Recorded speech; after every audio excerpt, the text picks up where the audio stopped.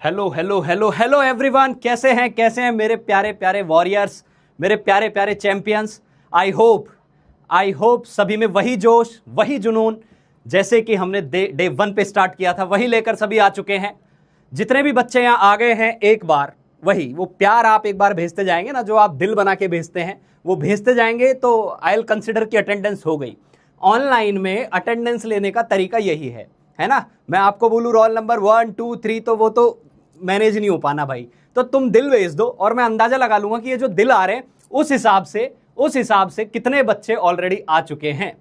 जी नहीं भैया, कोई रिकॉर्डेड नहीं है, लाइव चल रहे हैं ना, एकदम जिंदा खड़े हैं और जिंदा खड़े होकर तुम्हें पढ़ा रहे हैं। एकदम फटाफट हार्ड भेज दीजिए यार। ओए होए, एक ने इतने सारे भेज दिए, मैं आप सभी से एक्सपेक्ट कर रहा हूं कि सभी भेजें। बहुत बढ़िया, बहुत बढ़िया। हाँ भाई, मैं जान चुका हूं आप डेली आके ये लिखना चालू कर देते हैं, उत्तराखंड, उत्तर प्रदेश, मध्य प्रदेश, राजस्थान, हरियाणा। भैया भारत पढ़ रहा है पूरा, देख चुका मैं। बाद में जाके भी मैंने देखा एक बार डेटा, तो देखा कि भैया देश आ चुका है पूरा, है ना। और बहुत मजा आता है यार, जितना जितना प्यार तुम लोग दे रहे हो ना, उतनी ऊर्जा हम लोगों को मिल रही है। और हम आप लोगों के साथ एकदम बैठ के वैसी तैयारी कर रहे हैं जैसे आप लोग कर रहे हैं। चलिए, बहुत बढ़िया। तो बेटा कल का जो लेक्चर था प्रीवियस यस्टरडे वाला, उसके अंदर हमने बेसिक टर्मिनोलॉजी बिल्कुल क्लियर करी थी, है ना। कौन कौन सी चीज क्या क्या होती है। अच्छा, बच्चों के डाउट आया सर मॉड्यूल पे चर्चा कब होगी। बेटा पहले मॉड्यूल लायक बन जाए अपन, है ना। मैंने सभी के साथ बैठ के यही डिस्कशन किया था कि यार बच्चों को ना पहले जितनी छोटी छोटी बातें वो बता देते हैं कि मॉड्यूल में जब वो कीवर्ड्स आए तो वो अटके नहीं। आने वाले हैं मॉड्यूल पर भी, जल्दी आने वाले हैं। एक आध लेक्चर में आपको मॉड्यूल से होमवर्क मिलना स्टार्ट हो जाएगा। क्लियर, चलो बहुत बढ़िया, शानदार। तो कुछ बच्चों की क्वेरीज ये आई थी कि सर रिलेटिव एटॉमिक मास जो आपने पढ़ाया था ना, उसको एक बार और रिपीट कर देना। कर देता हूं भाई, है ना। सुन लेते हैं तुम्हारी बातें और तुम्हें वापस से एक बार समझा देते हैं। वैसे तो अधिकतर को समझ आ गया था, फिर भी कुछ कुछ बच्चे रह जाते हैं ना यार, और हमें तो सबकी केयर करके चलना है। तो मैं वापस से एक बार फटाफट आपको रिलेटिव एटॉमिक मास का एक ग्लिम्स देके और आगे बढ़ाते हैं चैप्टर को। अगेन फिर से हम देखेंगे आज का अपना एजेंडा क्या है। क्लियर, तो एजेंडा के अंदर हम बात कर रहे होंगे कुछ मासेस की, कि मास कैसे निकाले जाते हैं। कल हमने हिंट दे दिया था रिलेटिव एटॉमिक मास क्या होता है, एटॉमिक मास यूनिट क्या होती है। आज अपना मेन फंडा जो है ना, वो एवरेज मास से लेकर और इधर connection between mass and number of particles तक रहेगा, है ना। कि कैसे धीरे धीरे एक एटम का मास निकाला, फिर मॉलिक्यूल के मास पे गए, फिर उनको कैसे हमने कोरिलेट करना स्टार्ट किया कि मास दिया हुआ है तो नंबर कैसे निकालेंगे, नंबर दिया है तो मास कैसे निकालेंगे। ये सारी चीजें जो हैं हम 1 बाय 1 क्लियर करते जा रहे होंगे। आई होप आज का एजेंडा आपके सामने लिखा हुआ है, क्लियर है। और मैं फिर बोल दूं, आज की एक भी क्लास छूटी तो तू मान लेना कि तू एक कदम पीछे हो गया। समझ में आ गई बात। तेरा एक भी कदम पीछे हो रहा है तो तू अपना टारगेट याद रखना। एक तो इंपॉर्टेंट बात कि जहां तुम बैठे हो ना यार, उस टेबल के सामने जहां भी आप बैठे हुए हैं वहां आपके सामने आपका एम लिखा होना चाहिए। And that is very very sacred thing, बहुत पवित्र चीज है वो, है ना। क्योंकि तूने उसको अपने जीवन के साथ जोड़ लिया है, और वो लक्ष्य तूने जोड़ लिया है, वो तूने जोड़ा है, वो किसी और ने नहीं जोड़ा। और तू खुद की जोड़ी हुई चीज को यदि फॉलो नहीं करेगा तो मुझे लगता है कि खुद के साथ एक धोखा वाली बात होती है। तो जो एम लिखा हुआ है वो बहुत सैक्रेड चीज है, मैं बार बार बोल रहा हूं, बहुत पवित्र चीज है ना। ईश्वर ने, भगवान ने आपको जीवन दिया है और आपने उस जीवन में कुछ बनने का चुना है कि मुझे ये बनना है, और वो आपने लिख दिया है। और अब तू मेहनत नहीं करेगा तो तू अपने घर वालों को या मेरे को या किसी को धोखा दे, मैं ऐसा नहीं बोलूंगा, खुद को सबसे ज्यादा धोखा देगा, है ना। तो वो एम जो लिखा हुआ है ना, बेटा बेटी भाई बहन जो भी है, सब इस भावनाओं को समझे, उसको बराबर फॉलो करते हुए चलें। मैं फिर बोल रहा हूं, 1 घंटा छूटा, 1 सीढ़ी पीछे हुआ। समझ में आ गई। और अंदाजा लगा ले, जेई के एग्जाम में, जेई मेंस में 14-15 लाख बच्चा बैठ रहा है, 12 लाख 13 लाख जो भी नंबर है, उनमें से तू यदि एक क्लास भी छोड़ रहा है तो अंदाजा लगा ले हम कितना पीछे जा सकते हैं। क्लियर, बहुत बढ़िया, बहुत बढ़िया जी। सर स्पैमिंग ऑफ करो ना यार, स्पैमिंग वालों की अपनी एक प्रॉब्लम होती है ना। मुझे लगता है राजन सर भी डिस्कस कर रहे थे, मैंने देखा था। तो स्पैमिंग यदि कोई कर रहा है तो वो पक्का बहुत परेशान आत्मा होगी, उसको भटक लेने दीजिए, उसका भी इलाज देखते हैं, कुछ ना कुछ करेंगे, है ना, आने वाले 2-4 दिन में। हाँ करेंगे, कोई बात नहीं है ना। हाँ, मेरे हिसाब से समझदारी खुद ही होती है, तो रुक जाना चाहिए। ठीक है, चलिए तो आगे बढ़ते हैं भाई। कल हमने बात करी थी रिलेटिव एटॉमिक मास की, ठीक है। अब पहली बात सुन ले, जब मैं शब्द बोलता हूं ना रिलेटिव का मतलब होता है किसी के रेफरेंस में कोई चीज की जा रही है तो वो रिलेटिव है। क्लियर, कि किसी का वजन 10 किलो है और तेरा वजन मान ले 50 किलो है, तो मैं उसका 10 तेरा 50 नहीं बोलूंगा, मैं बोलूंगा कि तेरा वजन उस रेफरेंस की तुलना में 5 गुना ज्यादा है, बस। तो ये जो 5 गुना वर्ड बोला ना, ये रिलेटिव है। समझ में आई बात? तो यहां रिलेटिव की बातें क्यों की गई? रिलेटिव की इसलिए की गई थी कि भैया उस जमाने में ना कोई मशीनें नहीं थी, है ना, कोई बड़ी बड़ी चीजें नहीं थी कि हम एक छोटा सा एटम पकड़ ले और उसका मास तोल लें कि कितना भारी है। एक तो बहुत छोटी चीज है, चुन्नो मुन्नो एकदम आंखों से दिख नहीं रही यार, मास कहां से ले लें? तो हमने ना ये चीज मान ली कि यार किसी एक को बोल देते हैं कि इसका नंबर 1 है। क्लियर? और इस 1 के रेफरेंस में कोई 2 गुना होगा तो उसका मास 2 बोल देंगे, 10 गुना होगा तो 10 बोल देंगे, 20 गुना होगा तो 20 बोल देंगे। दैट्स इट, सिंपल सी बात है। तो रिलेटिव का मतलब आपको कोई ना कोई रेफरेंस लेना है। ये बात समझ में आई? ये बात समझ में आई? तो सबसे पहले रेफरेंस किसको लिया गया? रेफरेंस लिया गया सबसे पहले हाइड्रोजन को। मैंने आपको ये सारी बातें प्रीवियस क्लास में बिल्कुल अच्छे से समझाई थी कि हाइड्रोजन सबसे लाइटेस्ट एटम था, उसको बोल दिया कि भैया ये 1 है, इसकी तुलना में कोई डबल है, ट्रिपल है, 5 टाइम्स है तो उसका वही मास बनता चला जाएगा। लेकिन हाइड्रोजन के साथ एक समस्या थी, हाइड्रोजन हर किसी के साथ जुड़ नहीं सकता। इतने सारे एलिमेंट्स आ गए अब तो हर किसी के साथ नहीं जुड़ता, तो हाइड्रोजन को किनारे किया गया, फिर लिया ऑक्सीजन को। लेकिन ध्यान देना, प्रॉब्लम क्या थी?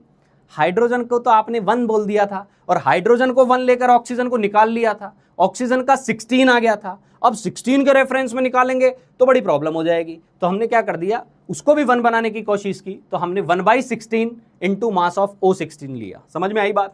और ये यहाँ फॉर्मूले आपकी कॉपी में लिखे हुए होंगे, इनको वापस से रिपीट करने की जरूरत नहीं है। ये तेरा रिवीजन टाइम चल रहा है, शुरू की 5-10 मिनट प्रीवियस क्लास का रिवीजन, ठीक है, फिर अपना फ्लो आएगा कि हम कैसे जा रहे थे, फिर हम क्लास में एंटर करेंगे और अगले लास्ट के 5-10 मिनट में बताएंगे कि अगली क्लास में क्या चल रहा होगा। This is the flow of the class. Clear? तो हमने यहाँ RAM की वैल्यू जो हाइड्रोजन के स्केल पे रखी थी वो सिंपल सी बात थी, मास ऑफ एन एटम या 1 एटम जो भी लिखना है आपको। क्लियर? किसी भी सब्सटेंस की जिसकी बात कर रहे हो उसके एटम का मास डिवाइडेड बाय, हमने कर दिया था डिवाइडेड बाय मास किया था, मास ऑफ 1 हाइड्रोजन एटम। समझ में आ गई बात? इसको हमने रेफरेंस मान लिया था और इसको 1 बोल दिया था। फिर हाइड्रोजन हटाया। अब मैं बार बार नहीं लिख रहा हूं, इसको आपकी कॉपी में लिखा हुआ है ये फॉर्मूला। तो सर हाउ आर यू, मैं मस्त हूं यार। जब तेरे को चीजें समझ में आ रही होती है ना, और जब तुम प्यारे प्यारे नोट्स भेजते हो ना मेरे को, है ना, कि सर देखो मैंने ये लिख लिया, मैंने सर ये की नोट्स बना के रख लिए, सर मैंने 30 एलिमेंट की लिस्ट याद कर ली, दिल खुश हो जाता है। और मेरे को तो खुशी एक ही चीज से मिलती है कि यहां से जो दिया गया है वो कितना प्रतिशत एक्सेप्ट हुआ है, कितना ग्रहण किया है इस भारत की जनता ने। क्लियर? तो वही मेरी खुशी का कारण है, तो I am very happy. Clear? चलिए, हाँ, अब mass of 1 hydrogen atom, hydrogen को रिप्लेस किया ऑक्सीजन से, तो क्या आ गया था 1/16 into mass of oxygen atom. याद आ गया सभी को? सभी को याद आ गया? 1/16 क्यों किया? क्योंकि हमें नीचे वाली संख्या को 1 बनाना था, हाइड्रोजन को क्योंकि हम 1 बोल चुके थे। तो आपको कैसे पता चला कि ऑक्सीजन का 16 है? अरे हाइड्रोजन के रेस्पेक्ट में तोल लिया था ना पहले कि वो 16 गुना था, तो इसलिए 1/16 कर दिया। लेकिन ऑक्सीजन ने भी धोखा दे दिया, हमें लग रहा था कि ये 16 होगा, ये 16 नहीं था, ये 16 नहीं था। तो क्या था? इसके लिए आपको लास्ट टू लास्ट क्लास देखनी पड़ेगी। आइसोटोप्स नाम की चिड़िया उड़ती हुई आ गई और उसने 16 की जगह उसका फ्रैक्शन में मास कर दिया। तो बोला इसका हटाइए, यहां से डिस्कार्ड कीजिए, अब लेंगे हम कार्बन को। तो अब जो मेन जो डेफिनेशन चलती है कार्बन 12 पर, यही नई डेफिनेशन है। इनफैक्ट तुझे जब ये एग्जाम में लिखना होगा ना, मान ले सब्जेक्टिव भी कहीं लिखना हो, तो हमें RAM ये लिखना होगा। आज के टाइम पर RAM जो माना जाता है वो ये है। तो इसको क्या बोला? वही कहानी, mass of 1 atom of substance divided by 1/12 into mass of carbon 12 atom. अब लोग इतने होशियार तो हो ही चुके थे यार कि बार बार ना एक सैंपल की बात मत करो। क्लियर? समझ में आ रहा है? अब जिन लोगों को कल तक ये बात समझ में नहीं आई, उनको आ गई हो तो भैया वापस से थम्स अप और हार्ट, या समझ में आ गया, जो भी आपकी भाषा है उसमें लिख दीजिए। अपन फिर आगे की क्लास में बढ़ रहे हैं। सिंपल सी बात थी, कुछ नई चीज थी ही नहीं। समझ में आ गई बात? हाँ, ठीक है। हाँ, तो मेरे प्यारे प्यारे बालकों, मेरे प्यारे प्यारी बालिकाओं, मेरे प्यारे प्यारे बच्चों, बिल्कुल लिख दो यार एक बार कि हाँ सर ये समझ में आ गया, आगे बढ़ सकते हैं अब अपन। ठीक है? हाँ, जब आप ये बोल दोगे ना कि सर समझ में आ गया, आगे बढ़ रहे हैं, मुझे लगेगा हाँ पीछे का जो हिसाब किताब है वो बराबर हो चुका है, वो यहां से जो एनर्जी गई वो वहां एक्सेप्ट हो गई, अब आगे बढ़ते हैं। बहुत बढ़िया, बहुत बढ़िया। क्लियर? एक और चीज मैंने इसके अंदर बताई थी, याद हो तो आपने सभी लोगों ने लिखा होगा कि जो मास बनता है ना वो किससे मिलके बनता है? बेटा याद करना, अंदर प्रोटॉन थे और न्यूट्रॉन थे और इसको बोलते थे न्यूक्लियस, इसको बोलते थे न्यूक्लियस। और इसके बाहर चक्कर कौन लगा रहे थे? इसके बाहर चक्कर लगा रहे थे इलेक्ट्रॉन। याद आ रहा है? कुछ याद आ रहा है? तो इसका जो मास था वो मेनली जो मास था वो न्यूक्लियस के अंदर था, न्यूक्लियस के अंदर था। न्यूक्लियस के जितने भी मेंबर्स हैं इनको एक साथ हम बोलते हैं न्यूक्लियन। क्या बोलते हैं? न्यूक्लियन।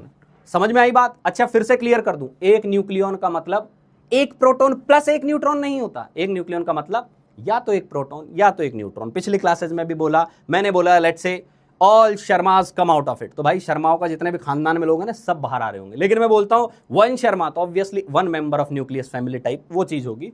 क्लियर क्लियर, हाँ बहुत बढ़िया। तो mass of one atom of substance, mass of one atom of substance को हम क्या लिख सकते हैं? हम लिख सकते हैं mass of nucleons present in that substance, present in that substance. ये बात कितने लोगों को समझ में आ रही है?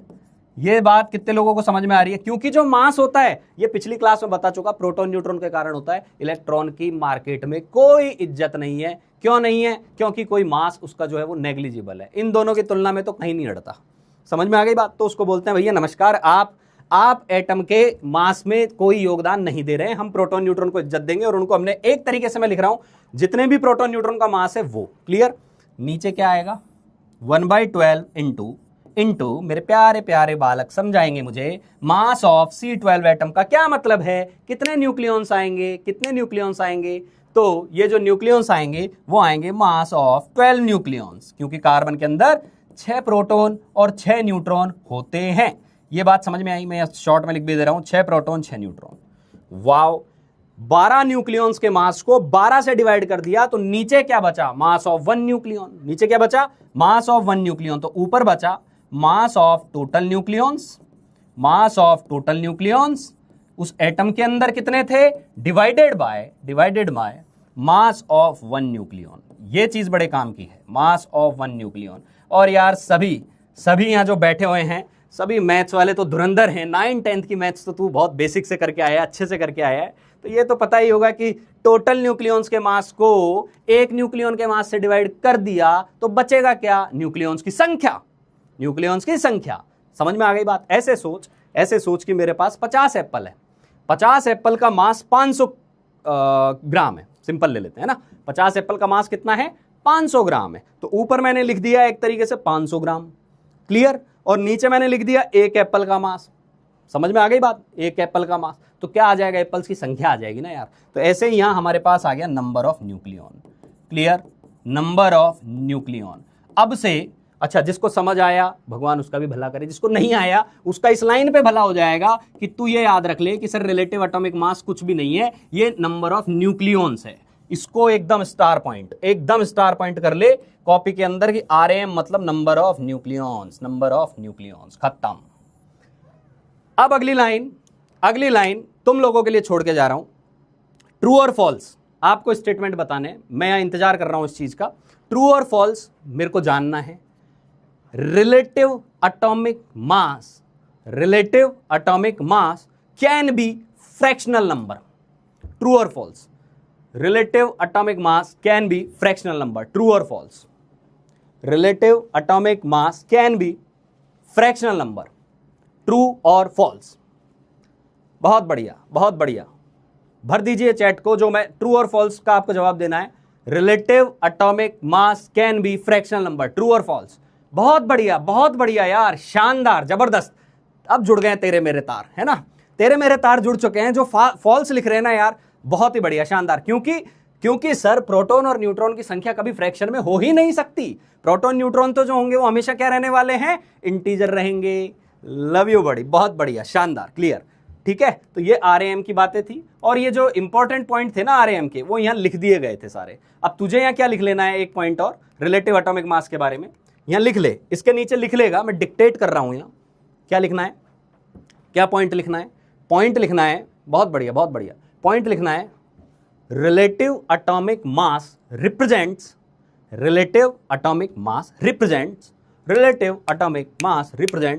number of nucleons and it has to be a positive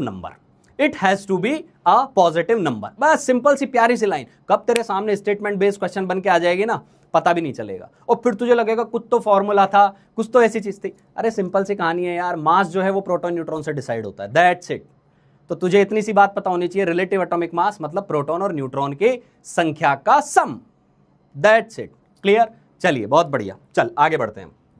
फिर बात आई थी कि RAM जब लिखना है, मैंने कल भी बहुत अच्छे से ये वाली बातें समझाई थी कि RAM तुझे लिखना है, मान ले, तो RAM लिख के बताएंगे सभी लोग। तो RAM के बारे में कैसे आया था कि यहाँ मैंने एलिमेंट्स लिखे थे, क्या सभी को याद है? कॉपी के अंदर ये सारी चीजें आ चुकी हैं। या मैंने एलिमेंट्स लिखे थे या मैंने RAM लिखा था, और मैंने ये बताना चालू किया था कि भाई मेरे, जब मैं कार्बन लिखूंगा ना, तो तुझे यहाँ कार्बन का रिलेटिव एटॉमिक मास लिखना है, रिलेटिव एटॉमिक मास लिखना है। समझ में आ गई बात? रिलेटिव एटॉमिक मास जब तू लिखेगा कार्बन का, तो वो क्या आ जाएगा? बेसिकली तुझे नंबर ऑफ न्यूक्लियॉन्स लिखने हैं, बेसिकली तुझे नंबर ऑफ न्यूक्लियॉन्स लिखने हैं, और वही तो एटॉमिक मास नंबर होता था लाले। एटॉमिक मास नंबर इसी को बोलते थे। Am I clear? Am I clear?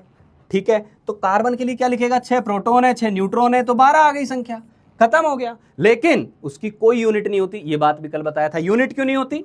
क्योंकि सर ऊपर भी मास नीचे भी मास, यूनिट लेस क्वांटिटी होती है, ये यूनिट लेस क्वांटिटी होती है, कोई यूनिट नहीं होती। RAM की कोई यूनिट नहीं होती। ऐसे ही मैंने बोल दिया कि नहीं, मान लो भाई फ्लोरीन लिख दिया तो क्या आएगा? अब देखना, यहां थोड़े से बच्चे गलत जवाब दे सकते हैं जिनको एटॉमिक मास नंबर याद नहीं है ना। कुछ बच्चे लिख रहे हैं AMU, AMU नहीं आएगा। मैं रिलेटिव एटॉमिक मास पूछ रहा हूं ना भाई, ये रिलेटिव एटॉमिक मास है, रिलेटिव एटॉमिक मास में यूनिट नहीं होती, इसलिए तो AMU की आवश्यकता पड़ेगी एटॉमिक मास के लिए। रिलेटिव तो अपने आप में एक नंबर है, वही कहानी कि एक का मास 10 है, एक का मास 40 है ना, तो वो 4 गुना है, लेकिन ये थोड़ी बोलेंगे 4 किलो है वो। समझ में आ गई बात? क्लियर? फ्लोरीन आ गया, तो फ्लोरीन के अंदर जब तेरे से बात की जाए तो तुझे इसका नोटेशन याद है, तो तू बोलेगा सर इसका एटॉमिक नंबर 9 था और ये 19 था, तो 19 ही तो एटॉमिक मास नंबर है, तो वो 19 आ जाएगा यहाँ पर। समझ में आ गई बात? समझ में आ गई? सोडियम की मैं बात करूंगा तो ये 23 आ जाएगा, मैग्नीशियम की मैं बात करूंगा तो ये 24 आ जाएगा।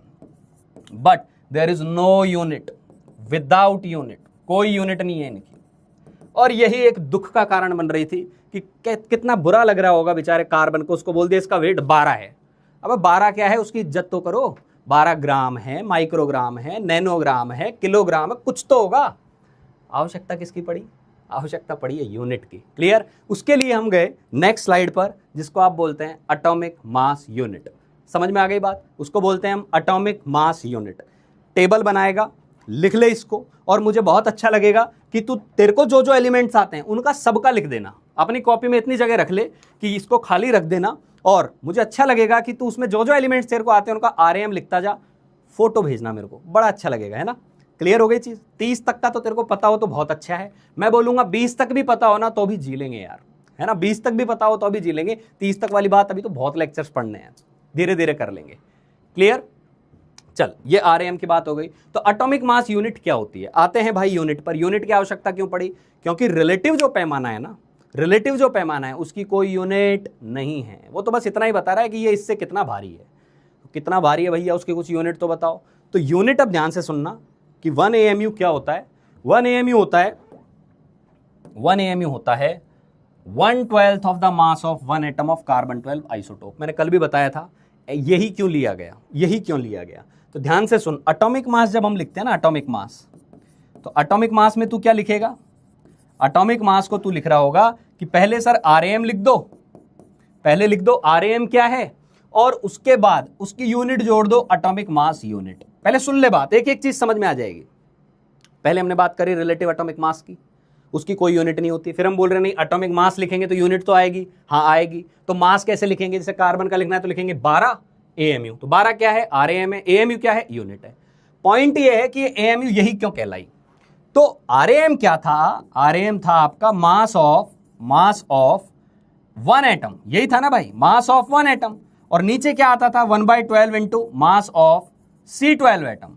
अब तुझे जो यूनिट लेनी है ना, यूनिट, इधर जो यूनिट लेनी है वो ऐसी होनी चाहिए, वो ऐसी होनी चाहिए कि उसकी वैल्यू जब मैं यहां रखूं, उसकी वैल्यू जब मैं यहां रखूं तो वो मास ऑफ 1 एटम की वैल्यू को ना बदल दे। कल को मैं तेरे को बोल दूं इस यूनिट की वैल्यू 2 है, कल को मैं बोल दूं इस यूनिट की वैल्यू 2 है, तो मैं 2 रख दूंगा और कार्बन का 12 रखूंगा तो 24 हो गया। गड़बड़ हो जाएगी ये चीज।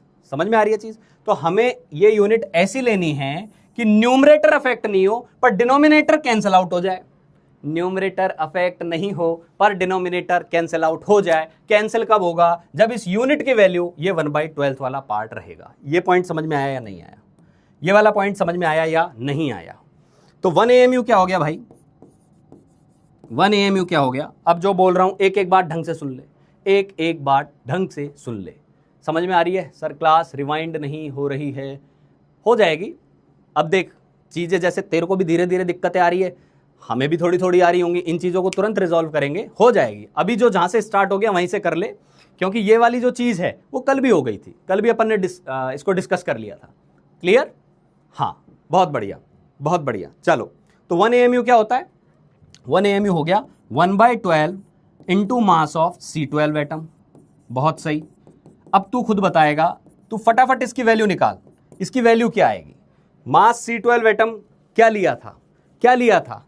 क्या मैं बोल सकता हूं कि ये कार्बन 12 के अंदर कितने नंबर ऑफ न्यूक्लियॉन्स है, उसका मास आएगा? Mass of 12 nucleons, mass of 12 nucleons. Am I clear? Am I clear? 1/12 क्यों लिया बेटा? 1/12 इसलिए लिया था ना यार, 1/12 इसलिए लिया क्योंकि कार्बन की वैल्यू रखेगा 12, तो 12 से 12 कैंसिल आउट होकर नीचे 1 बनना चाहिए। अब नीचे ही तूने 10 बना दिया, 20 बना दिया, तो उसका मास तो डिस्टर्ब हो जाना है। नीचे डिनोमिनेटर 1 बनना चाहिए, इसलिए 1/12 लिया। पॉइंट समझ में आया? जैसे ऑक्सीजन लेते तो 1/16 लेते, हाइड्रोजन लिया तो 1/1 लेते, यानी 1 ही लेते। ये पॉइंट क्लियर हुआ? क्लियर हुआ भाई? हाँ, बहुत बढ़िया। बच्चों के आंसर आना चालू हो गए हैं, आंसर आना चालू हो गए हैं कि यहाँ क्या आना चाहिए। वेरी गुड, बहुत बढ़िया, लोगों ने आंसर दे दिए। यहाँ आएगा mass of 1 nucleon, mass of 1 nucleon. ठीक है भाई, और 1 न्यूक्लियॉन का मतलब क्या होता है? 1 न्यूक्लियॉन का मतलब क्या होता है? Mass of 1 proton, mass of 1 proton या 1 न्यूट्रॉन। ध्यान से देना, मैंने जोड़ा नहीं है, मैंने लिखा है या तो एक प्रोटॉन या तो एक न्यूट्रॉन। डन? या तो एक प्रोटॉन या तो एक न्यूट्रॉन। और यहां से इसका स्क्रीनशॉट ले ले या लिख ले। अब मैं सीधा जा रहा हूं, अभी तक की जो बातें कल बताई थी वो वहीं तक आए हैं अपन, तो अब मैं सीधा लिखूंगा इसके अंदर कि 1 AMU का क्या मतलब है। तो 1 AMU का मतलब आ गया, 1 AMU का मतलब आ गया। अब से तुझे याद रखना है 1 पॉइंट, देखो 6 भी ले सकते हो, 6-7 भी ले सकते हो, कोई कैलकुलेशन में इतनी बड़ी दिक्कत नहीं होने वाली। क्लियर? तो मैं अभी के लिए 1.67 ले लेता हूं। ठीक है, 1.67 इंटू 10 की पावर -27 तो था केजी में, लेकिन हमारे इस चैप्टर में ना किलोग्राम उतना काम नहीं आएगा, तो इसको ग्राम में बदल लेते हैं। तो ग्राम में बदलेंगे तो क्या करोगे? ग्राम में बदलने के लिए 1000 से गुणा करोगे, तो 1000 से गुणा कर दो। 1 किलोग्राम में 1000 ग्राम होते हैं। क्लियर? तो तेरे लिए 1 AMU की वैल्यू क्या आ गई? 1 AMU आ गया 1.67 इंटू 10 की पावर -24 ग्राम। ये तुझे याद रखना है, ये अब तेरी कॉपी में उतर जाना चाहिए, ये तेरी कॉपी में उतर जाना चाहिए। टाइम दे रहा हूं, पानी पी लेता हूं मैं भी तब तक। ठीक है, फटाफट इस चीज को लिख ले। 1 AMU आ गया 1.67 इंटू 10 टू द पावर -24 ग्राम। हाँ, बहुत सही।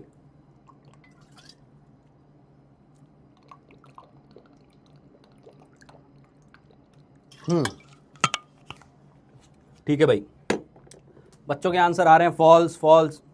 अरे वो पुराने वाले सवाल का जवाब दे रहे हैं, है ना, कि रिलेटिव एटॉमिक मास जो है वो एक फ्रैक्शनल नंबर हो सकता है क्या? नहीं हो सकता, क्योंकि रिलेटिव एटॉमिक मास प्रोटॉन और न्यूट्रॉन की संख्या है यार, है ना। प्रोटॉन न्यूट्रॉन आधे थोड़ी ना हो सकते हैं, है ना, कि ये एटम है इसके अंदर 1.5 प्रोटॉन है, 1.25 इसके अंदर इलेक्ट्रॉन घूम रहे हैं, ऐसा नहीं होता भाई।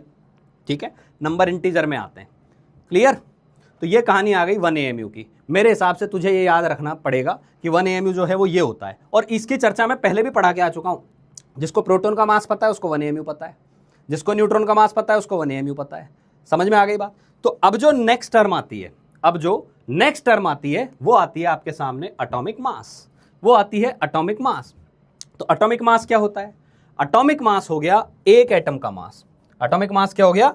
एक एटम का मास लिख रहे हो आप, सिंपल सी बात है, एक एटम का मास, एटॉमिक मास, एक एटम का मास। लेकिन क्या नया है इसके अंदर? रिलेटिव एटॉमिक मास में यूनिट नहीं होती थी, यहां तुझे यूनिट भी लिखनी है।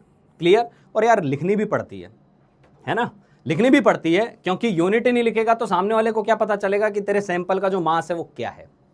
एक इंटरेस्टिंग बात बताऊं, जो लोग लिख रहे हैं वो लिखते रहें, जिनने लिख लिया है वो सुने। हाँ, एक इंटरेस्टिंग चीज बताता हूं, तेरा जो खुद का भी वजन है ना, जो आज तू लिखता है, वो भी बेटा रिलेटिव ही है। चाहे तू 50 किलो लिख रहा है वो भी रिलेटिव ही है ना। जाके सर्च करना एक बार कि 1 किलोग्राम किसने डिफाइन किया होगा कि ये चीज 1 किलोग्राम है। भाई शुरू में तो किसी ने बोला होगा ना कि इतने अमाउंट को हम 1 kg बोलेंगे। समझ में आ रही है बात? 1 kg किसको बोलेंगे? तो फ्रांस जो कंट्री है ना, फ्रांस, वहां पर पेरिस के अंदर एक सिलेंडर रखा हुआ है। किससे बना हुआ है वो? प्लेटिनम और इरिडियम, ये मतलब थोड़ा सा अपन जानकारी के लिए लिख रहे हैं, प्लेटिनम और इरिडियम का एक सिलेंडर रखा हुआ है, उस सिलेंडर को बोल दिया कि ये 1 kg का है, ये 1 kg का है, उसको बोल दिया। हमें कैसे पता हो 1 kg का है? जैसे यहां हाइड्रोजन को 1 बोल दिया ना लाला, वैसे ही वहां बोल दिया कि ये सिलेंडर 1 kg का है। अब उस सिलेंडर से तू कितना भारी है? तू 50 गुना भारी है, तेरा वजन 50 किलो, मैं 60 गुना भारी हूं, मेरा वजन 60 किलो, लाइक दैट। तो यानी दुनिया में जो ये मेजरमेंट चल रहे हैं ना, ये अल्टीमेटली है रिलेटिव ही। पहले किसी एक को बेस बनाया जाता है, जाके सर्च करना तुझे पता चलेगा, है ना, कि प्लेटिनम इरिडियम का एक सिलेंडर बनाया गया, उस सिलेंडर को किसी आदमी ने बोल दिया कि आज से इसको मैं 1 kg बोलूंगा। अब इसके रेस्पेक्ट में तू जितनी जो चीज लाएगा ये चेक कर ले उससे कितने गुना भारी है।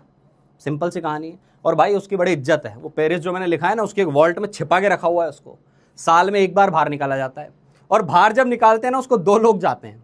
क्यों? एक तो उसको उठा के लाएगा, दूसरा इस चक्कर में रहेगा कि ये गलती से गिर भी ना जाए, क्योंकि ये गलती से गिर गया तो मुझे कैच कर लेना है, क्योंकि नीचे पड़ते ही ये टूटा और 1 किलोग्राम का रेफरेंस खत्म, और फिर भैया कहां से रेफरेंस लेंगे?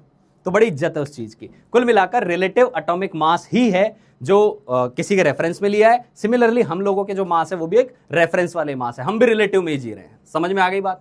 समझ में आ गई बात? चल अब देखते हैं एटम के मास पे वापस आते हैं। तो एटम का मास तो भैया रिलेटिव था ना अभी तक, हाँ रिलेटिव था, पर आज से हम उसके आगे एएमयू भी लगा देंगे, तो वो क्या कहलाएगा? Atomic mass. तो जब भी सवाल को अच्छे से पढ़ना, रिलेटिव एटॉमिक मास पूछ रहा है तो तुझे यूनिट नहीं लिखनी है, एटॉमिक मास पूछ रहा है तुझे यूनिट लिखनी है। सिंपल सी बात है। यूनिट क्या लगानी है? एएमयू। एएमयू क्या होता है? पीछे सीख लिया। क्लियर? तो relative atomic mass is nothing but the number of nucleons present in the atom. आज के बाद ये बात कोई नहीं बोलेगा कि मुझे ये समझ में नहीं आया, है ना, एकदम ये चम्मच से बाहर निकाल, कहाना चम्मच से निकाल के और यूं खिलाया एकदम। अब तो समझ में आना ही चाहिए। नहीं आया तो भैया याद करना है, रिलेटिव एटॉमिक मास मतलब न्यूक्लियॉन्स होता है। क्लियर? दूसरा, ये फटाफट बता दो, फटाफट बताओ, इस एग्जांपल को सॉल्व करो। तुम्हारे सामने लिखा हुआ है कि पहले उसका रिलेटिव एटॉमिक मास बताओ और फिर उसका एटॉमिक मास बताओ। चलो इसको सॉल्व कर दो, सिंपल सी चीज है, इसको सॉल्व कर दो। मैं आंसर का वेट कर रहा हूं, आंसर का वेट कर रहा हूं।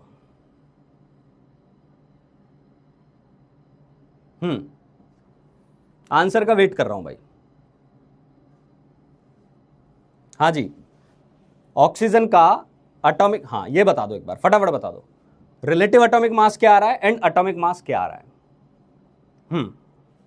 हाँ आंसर आ रहा है 16 आ गया। ठीक है, बहुत बढ़िया बहुत बढ़िया। अब हाँ बस अब अंतर समझ में आ गया, तेरे को अंतर समझ में आ गया कि मैं क्या बताना चाह रहा हूँ। रिलेटिव एटॉमिक मास का मतलब मैं नंबर पूछ रहा हूँ, तो नंबर कितना होता है? कितने प्रोटॉन कितने न्यूट्रॉन? 16 होते हैं भाई, 8 प्रोटॉन होते हैं 8 न्यूट्रॉन होते हैं। पर जब बोलेगा एटॉमिक मास बताओ, तो एटॉमिक मास के लिए तुझे लिखना पड़ेगा 16 के साथ साथ 16 एएमयू, 16 एएमयू। अब सुन, इंटरेस्टिंगली सुन, कोई बोलेगा नहीं इसको ग्राम में बताओ कितना है ग्राम में, तो एएमयू की वैल्यू भी लिख देगा, एएमयू की वैल्यू भी लिख देगा, इतना ग्राम है। ये कितना ग्राम है भैया? इसको तोलने बैठ गए तो हमें तो पता भी नहीं चलेगा, है ना। हम तो एक रुई को भी नहीं तोल पाते, थोड़ा सा रुई लेके और रख दें, एक टुकड़ा सा तोड़ा और तुमने वेइंग मशीन पर रख दिया, हो सकता है वेइंग मशीन कोई जवाब ही नहीं। ये तो एटम है, ये तो एटम है। तो बहुत बहुत बहुत बहुत बहुत माइन्यूट सा मास होता है। कितना होता है ये? अब सुन, इन तीनों को कैसे बोलने वाले हैं अपन? इसको बोलेंगे आरएएम, इसको बोलेंगे आरएएम, इसको बोलेगा एटॉमिक मास, एटॉमिक मास जो ऊपर लिखा हुआ है, इसको बोलेगा एक्चुअल मास। 3 चीजें आ गई। Am I clear? बहुत बढ़िया। अब आगे बढ़ते हैं, आगे बढ़ते हैं। यहां एलिमेंट्स लिखूंगा, तुझे इस टेबल को फिल करनी है। यहां मैं एलिमेंट्स लिख रहा हूंगा, तुझे इस टेबल को फिल करनी है, फटाफट फिल करते जा। क्लियर? बहुत बढ़िया। तो यहां मैंने लिख दिया भाई, सोडियम का रिलेटिव एटॉमिक मास क्या होगा तुझे बताना है, फॉस्फोरस का बताना है, ठीक है, फॉस्फोरस का बताना है, सल्फर का बताना है, सल्फर का भी बता दे, एल्यूमिनियम का बता दे। क्लियर भाई? एल्यूमिनियम का बता दे। इसके अलावा एक काम कर, पोटेशियम का भी ले ले, बहुत काम आएगा बार बार, पोटेशियम का भी ले ले, और एक कैल्शियम का ले ले। इनकी वैल्यूज फटाफट फिल कर दे कि आरएएम क्या आएगा, एटॉमिक मास क्या आएगा, आरएएम क्या आएगा, एटॉमिक मास क्या आएगा और एक्चुअल मास क्या आएगा। समझ में तो आ रही है ना चीजें? समझ में आ रही है चीजें? ईंट पे ईंट रख रहा हूँ ऐसे, ये एक ईंट रखी है ना, वो जैसे वो मिस्त्री करता है ना काम, ईंट रखी, ये प्लास्टर मारा, वो सीमेंट मारी, फिर ईंट रखी, उसी वे में करता जा रहा हूं। तो चीजों को उसी वे में पकड़ता जा, दीवार बनती जाएगी, बिल्डिंग बना लेंगे धीरे धीरे, है ना। चल ठीक है, सोडियम पे आ जा, सोडियम पे आ जा भाई। रिलेटिव एटॉमिक मास मतलब नंबर ऑफ न्यूक्लियॉन्स, बस दिमाग में बिठा ले ये चीज, ये चीज एकदम दिमाग में बिठा ले। है ना, relative atomic mass number of nucleon कितने होते हैं, 23 होते हैं, 23 होते हैं। तो एटॉमिक मास क्या होगा, एटॉमिक मास क्या होगा, एटॉमिक मास में भी अब तुझे क्या करना है, आरएएम जो लिखा है ना उसके साथ साथ एएमयू और मल्टीप्लाई कर देंगे, ये एटॉमिक मास हो गया। तो क्या आ जाएगा, 23 एएमयू। आपको कैसे पता चला ये 23 होता है, अरे भैया लिस्ट लिखवा दी थी पहली क्लास में और बोला था कि इसको चिपका लेना और याद करनी है 20 तक की, तो बहुत प्यारे बच्चों ने तो किया भी ये काम, है ना। हाँ, एक्चुअल मास की बात करें तो एक्चुअल मास मतलब बोल रहा है सच्चाई बता यार, ये एएमयू वेएमयू ना, मैं लेमैन आदमी, मैं देसी आदमी हूँ, सीधा साधा आदमी हूँ, मेरे को ये समझ में नहीं आता कि ये एटॉमिक क्या है, एक्चुअल क्या है। तो एक्चुअल का मतलब वो बोलना चाह रहा है कि इसको ग्राम में बदल दो, ग्राम में। तो क्या करोगे, 23 इंटू 1.67 इंटू 10⁻⁻⁴ ग्राम। अब ये क्या है, लिखने में बड़ा भद्दा सा दिखता है, इसीलिए केमिस्ट्री इसको यूज करती नहीं है, केमिस्ट्री एएमयू यूज करके आगे चली जाती है। किसी को बोले इसका मास ना 23 है, एएमयू है, तो पचती है वो बात। किसी को बोले इसका कैलकुलेशन लिखना 23 इंटू 1.67 इंटू 10⁻⁻⁴ ग्राम, क्या क्या क्या क्या क्या बोला, वापस बोलना, इस टाइप से हो जाता है। इसीलिए ये स्टैंडर्ड सेट किया गया एटॉमिक मास का। क्लियर, बहुत बढ़िया बहुत बढ़िया। अब जिनको ये समझ में आ गया, आई थिंक बाकी की चीजें लिख ही लेंगे, है ना। मैं ये आप लोगों पे छोड़ता हूं। ये 31 होता है ना, ये 32 होता है, एल्यूमिनियम 27 होता है, पोटेशियम जो होता है 39 होता है, और कैल्शियम जो होता है 40 होता है। इसमें क्या करना है तुम्हें, एएमयू लगा देना है फटाफट। समझ में आ गई बात समझ में आ गई भाई, ठीक है। तो ये किस दिशा में हम जा रहे हैं ये समझ में आई होगी बातें, कि हमने सबसे पहले पढ़ा आरएएम पढ़ा, आरएएम के बाद हमने बोला कि आरएएम एक यूनिटलेस नंबर है, उसको यूनिट दे दी, उसको बोला हमने एटॉमिक मास। और कोई बोले नहीं सच्चाई बताओ, तो सच्चाई में आपको ये नंबर्स लिखते जाना है और इससे मल्टीप्लाई करते जाना है। समझ में आ गई बात, I hope it is clear. ठीक है भाई, चलो नेक्स्ट क्वेश्चन पे आते हैं भाई। How many nucleons are present in 5 atoms of an element which has atomic mass 14 AMU. Solve कीजिए क्वेश्चन को, फटाफट सॉल्व कीजिए, आपके आंसर का वेट कर रहा हूं, और अभी कोई पोल्स नहीं दिए क्योंकि इतना बेसिक सवाल है कि मैं एक्सपेक्ट कर रहा हूं कि तू वहां से आंसर लिखेगा कमेंट के अंदर, मैं पढ़ूंगा और अगले सवाल पे मूव कर जाऊंगा। क्लियर, हाँ जी, हाँ बहुत बढ़िया, लिखो भाई, सॉल्व करो इस क्वेश्चन को जी। समझ में आ रही है चीजें, तो इसको सॉल्व कीजिए, फटाफट सॉल्व कीजिए। बच्चों ने भर दिए हैं आंसर पूरे, बहुत बढ़िया, आंसर भी आना चालू हो गया है। किसी का 14 आ रहा है, किसी का 70 आ रहा है, अधिकतर बच्चे 70 लिख रहे हैं। बहुत बढ़िया यार, बहुत बढ़िया। देखो यहाँ आंसर लिखोगे, मुझे लगेगा कि हाँ जो चीजें बताई जा रही है वो वहां तक पहुंच रही है, और वहां से भी रिवर्ट होकर मेरे पास आ रही है, मेरे तक पहुंच रही है, मैं आगे उसी दिशा में बढ़ता जाऊंगा। क्लियर, चलो हाँ भाई। How many nucleons are present in 5 atom. तो पहले तो ये देखो, एटॉमिक मास 14 एएमयू है ना, एटॉमिक मास 14 एएमयू है। इसका मतलब क्या है, इसका मतलब है एक एटम में 14 न्यूक्लियॉन्स है, क्योंकि मास जो होता है किनके कारण होता है, एक एएमयू, एक न्यूक्लियन का मास होता है। मास ऑफ 1 न्यूक्लियन कितना होता है भाई, मास ऑफ 1 न्यूक्लियन होता है 1 एएमयू। अब वो बोल रहा है नहीं 14 एएमयू है, 14 एएमयू है तो उसके अंदर एक एटम में 14 न्यूक्लियंस है, तो 5 में कितने होंगे। बहुत बढ़िया, आंसर सभी का आ चुका है। 5 में कितने आ जाएंगे, तो 14 इंटू 5 कर देंगे तो 70 न्यूक्लियंस आ जाएंगे।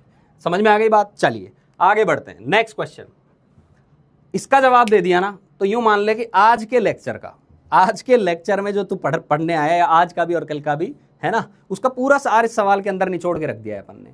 सवाल कुछ यूं है, एटम्स बना हुआ है इलेक्ट्रॉन से, प्रोटॉन से और न्यूट्रॉन से, 3 चीजों से बना है। बहुत अच्छी बात है सर, पता है हमें भी। वो बोल रहा है कल को जो हम न्यूट्रॉन का मास मानते हैं, उस माने हुए मास को हमने क्या किया, आधा कर दिया। आज से हमने बोल दिया कि ये न्यूट्रॉन जो है ना, उसका मास जो भी लिखा हुआ है वो आधा है, जितना होता है उसका आधा है, और जो इलेक्ट्रॉन का मास है वो डबल है। तो बताइए कार्बन का जो मास है उसमें क्या परिवर्तन आएगा। बहुत बढ़िया भाई, इसके लिए पोल क्रिएट कर दो, है ना। और मैं चाहूंगा कि अपने बच्चे जो हैं वो भर कर पोल पर जवाब दें। मेरे जो छोटे भाई बहन जितने भी हैं एंगेज हो जाएं एकदम, और पोल पे जो आंसर आएगा वो डिसाइड कर देगा कि हम कितने लोगों को ये चीज समझ में आ चुकी है। क्लियर, सवाल एकदम अच्छा है भाई, है ना। इसको तू ये भी लिख सकता है कि आने वाले टाइम में ये जेई मेन में आ जाए, जब तू एग्जाम देगा तब इसको लिख सकता है इस चीज को। ये ले जेई मेन 2028, जब तू लिख रहा होगा पता चले इस टाइप का सवाल बन के आ गया। समझ में आ गई बात, हाँ। तो इसको सॉल्व करो, स्टार्ट करेंगे इसको, सॉल्व कीजिए फटाफट, सॉल्व कीजिए। हाँ 1 मिनट का रख दो भाई टाइमिंग, है ना, 1 मिनट की टाइमिंग रख दो। हाँ सर्वे पे जाके क्रिएट कर दो, है ना, सर्वे पे जाके क्रिएट कर दीजिए। अरे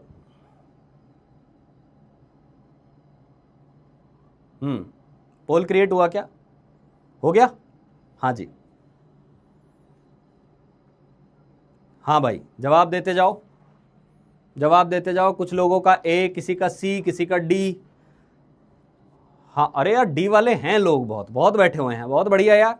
जो ये डी लिख रहे हैं ना वो सही जगह पहुंच रहे हैं, मुझे ऐसा लग रहा है ना। और बी वाले तो एकदम इतनी उम्मीद में भर रहे हैं, बी भर दिया है पूरा। चलो देखते हैं भाई, देखते हैं, है ना। आ जाओ, लौट के आओ, आगे भी पढ़ना है अपने को, तो इसको फटाफट रैप अप करते हैं। हाँ भाई देखिए, देख पहले तो ये लिख ले एटम बना किससे है। एटम का जो मास है ना, एटम का मास, देख हिंदी में लिख दे रहा हूं एक एक चीज, वो मेनली 2 चीजों से मिलकर बना है, प्रोटॉन प्लस न्यूट्रॉन का मास, इससे मिलकर बना है। ये बात समझ में आ गई। इसका मतलब इलेक्ट्रॉन को वो आधा कर दे, दुगना कर दे, 10 गुना कर दे, इलेक्ट्रॉन को बाय बोलने का, कि जा भाई तेरी हमें इज्जत नहीं करनी है, तेरी परवाह नहीं है मास देखते। हाँ प्रोटॉन में कोई परिवर्तन हुआ, न्यूट्रॉन में कोई परिवर्तन हुआ, तेरे आंसर को अफेक्ट करेगा। समझ में आ गई बात। तो पहले ये देख लेते हैं, कि तेरा जो इनिशियल मास आ रहा था वो क्या आ रहा था। तो भैया 6C12 लिखा हुआ है, 6C12 तो कितना आएगा सर? 6 तो प्रोटॉन थे 6 और न्यूट्रॉन भी थे 6, तो टोटल मास आ गया था 12 AMU। ये तो पहले वाली बात थी, समझ में आई बात। अब फाइनल क्या हुआ? फाइनल उसने बोला, देख ध्यान से सुनना, सवाल को सुनना, प्रोटॉन और न्यूट्रॉन की संख्या में कोई चेंज नहीं आया। प्रोटॉन अभी भी कितने हैं? प्रोटॉन अभी भी 6 ही हैं। न्यूट्रॉन कितने हैं? न्यूट्रॉन भी 6 ही हैं। लेकिन मास जो है ना, प्रोटॉन का तो वही है 6 AMU, और न्यूट्रॉन का जो है ना वो कितना कर दिया? न्यूट्रॉन का कितना कर दिया? न्यूट्रॉन का ध्यान से सुनेंगे, आधा कर दिया। आधा कर दिया तो न्यूट्रॉन का जो मास है, ये नया जो मास है सवाल वाला, वो कितना हो जाएगा? वो हो जाएगा 3 AMU। तो टोटल मास कितना आया? टोटल मास कितना आया? टोटल आया 9 AMU। ठीक है, तो 12 था, 9 रह गया, तो कितना चला गया, कितना घट गया? घटा कितना?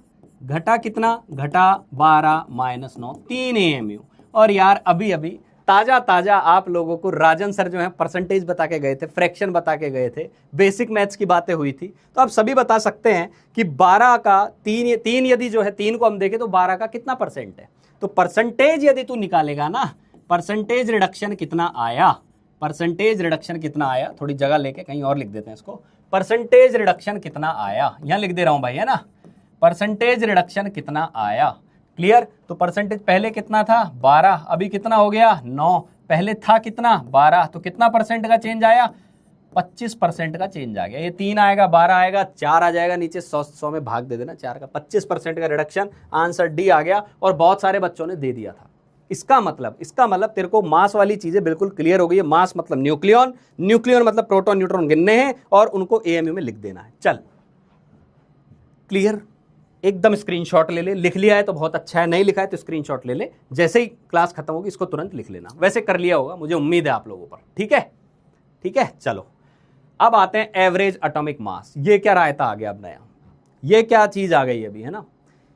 याद कर क्लोरीन का जब मास लिखा होगा ना, तूने कभी 9th-10th में पढ़ा होगा, तो क्लोरीन का मास 35.5 आता था। पहले ये एटॉमिक मास ये जो लिखा हुआ है इसको भी लिख लेंगे थोड़ी देर में, इसको समझते हैं इसकी जरूरत क्यों पड़ी।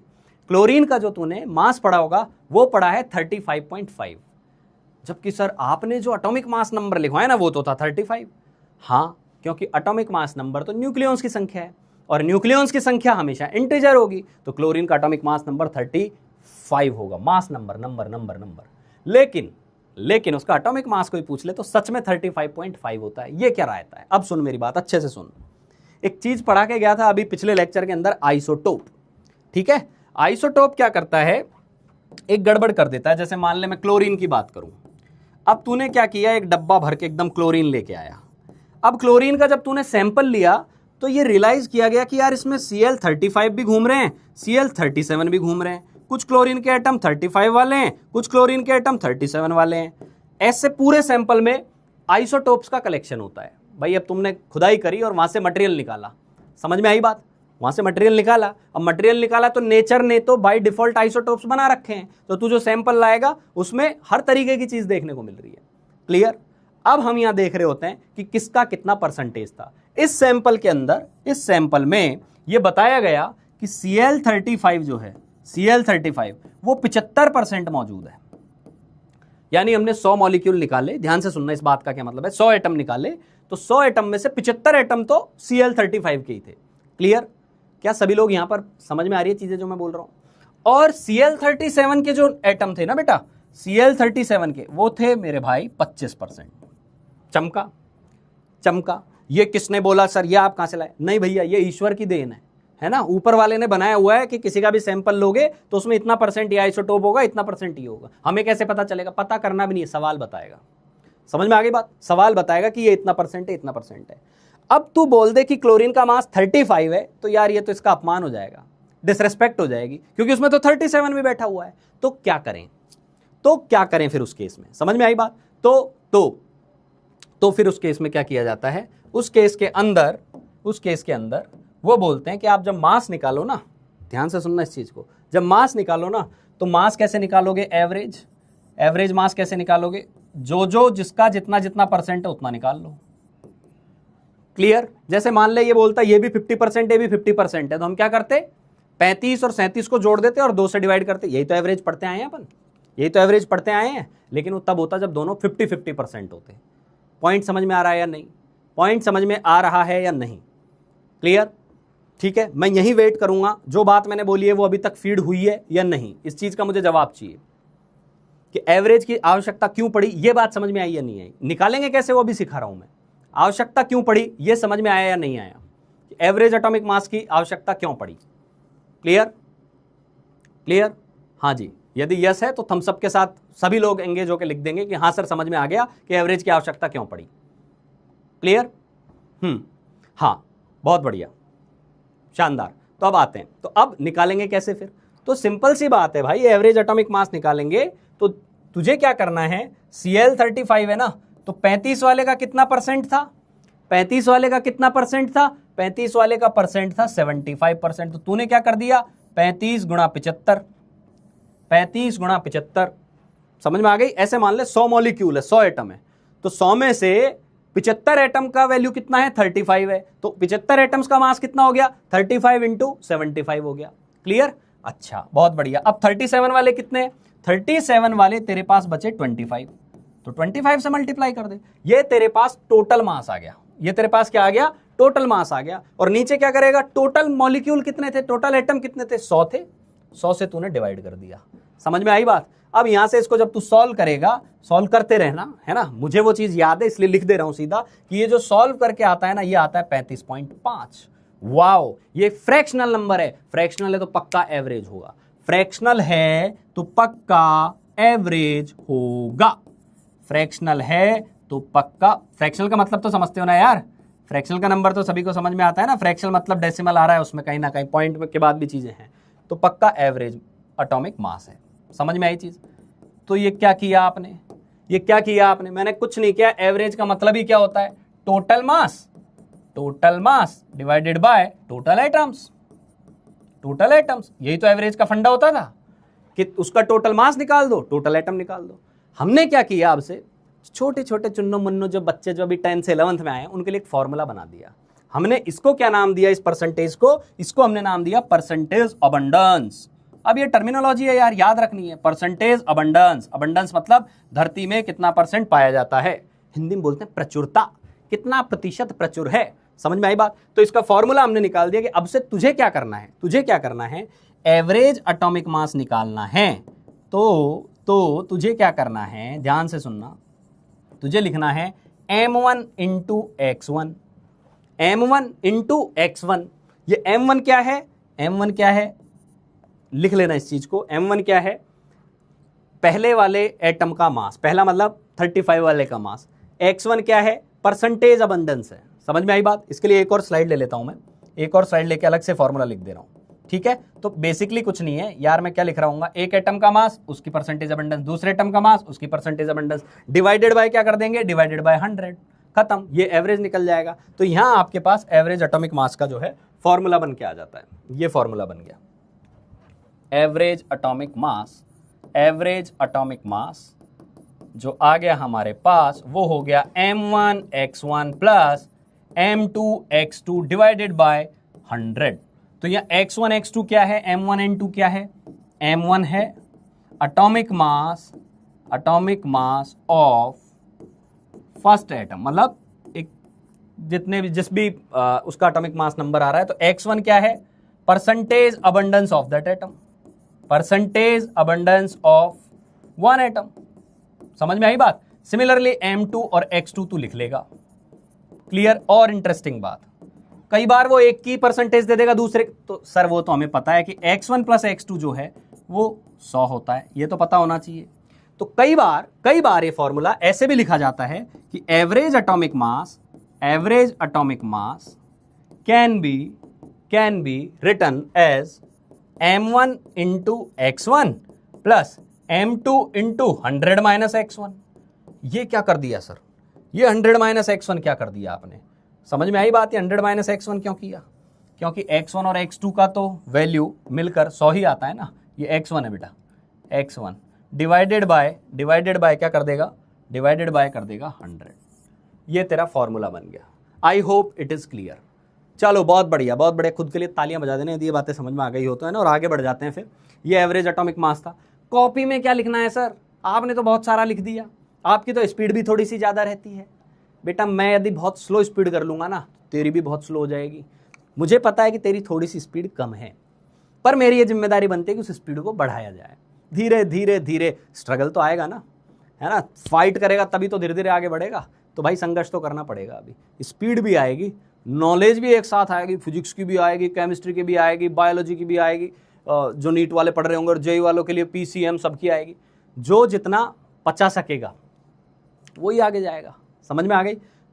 चुनौतियां आएंगी, लड़ना सीखना है। एक बार याद नहीं होगा, दूसरी बार होगा, दूसरी बार नहीं होगा, तीसरी बार होगा। एक बात बताता हूं एवरेज जो होता है ना स्टूडेंट, आईआईटी की जो जितना मैंने बच्चे पढ़ाए हैं ना, इतने सालों से पढ़ा रहा हूँ, है ना, आपको तो अच्छे से पता है कि मैक्सिमम जनता ना यार एवरेज होती है। मैक्सिमम जब मैं बोल रहा हूँ, ओनली 5-10% बच्चा होता है जो बहुत तगड़ा स्मार्ट होता है ना। तो क्या वो सारे 5-10% बच्चे आईआईटी निकाल जाते हैं? तो जवाब है जी नहीं निकालते। हाँ, उनकी प्रोबेबिलिटी ज़्यादा रहती है, पर सब नहीं निकालते। एवरेज जो आपके पास 90% बचा हुआ है ना, वो ज़्यादा निकाल जाते हैं कई बार। क्योंकि रैंक जो होती है ना बेटा, रैंक जो होती है ना, वो हमेशा केवल आईक्यू पे डिपेंड नहीं होती। समटाइम्स कंसिस्टेंसी पे भी डिपेंड होती है, हार्ड वर्क पे भी डिपेंड होती है, तेरे अंदर कितना पेशेंस है उस बात पे भी डिपेंड करती है। क्लियर। अभी आज की क्लास से पहले एक बहुत बड़ा इंटरेस्टिंग सीन हुआ कि एक स्टूडेंट है जो बहुत पुरानी है, हाँ आपके भैया के बैच की एक स्टूडेंट, तो बिल्कुल, तो उसका ना एक कॉल आया और कि सर मैंने अभी ताज़ा आपका यूट्यूब पर लेक्चर देखा और मेरी पुरानी यादें ताज़ा हो गई। तो आई जस्ट आस्क कि आजकल कर क्या रहे हो, व्हाट इज़ गोइंग ऑन। कि सर मैं उस टाइम पे ना एनआईटी, शायद आई थिंक त्रिची की बात थी, एनआईटी त्रिची पहुंची थी। और उसके बाद सर मैंने जॉब भी करती रही, एंड पैरेलल मैंने ना यूपीएससी की तैयारी की। और अभी सर मैंने यूपीएससी अटेम्प्ट हो चुका है मेरा, है ना। और मैं अब जो है एक जगह पोस्टेड हो चुकी हूँ, एसडीएम।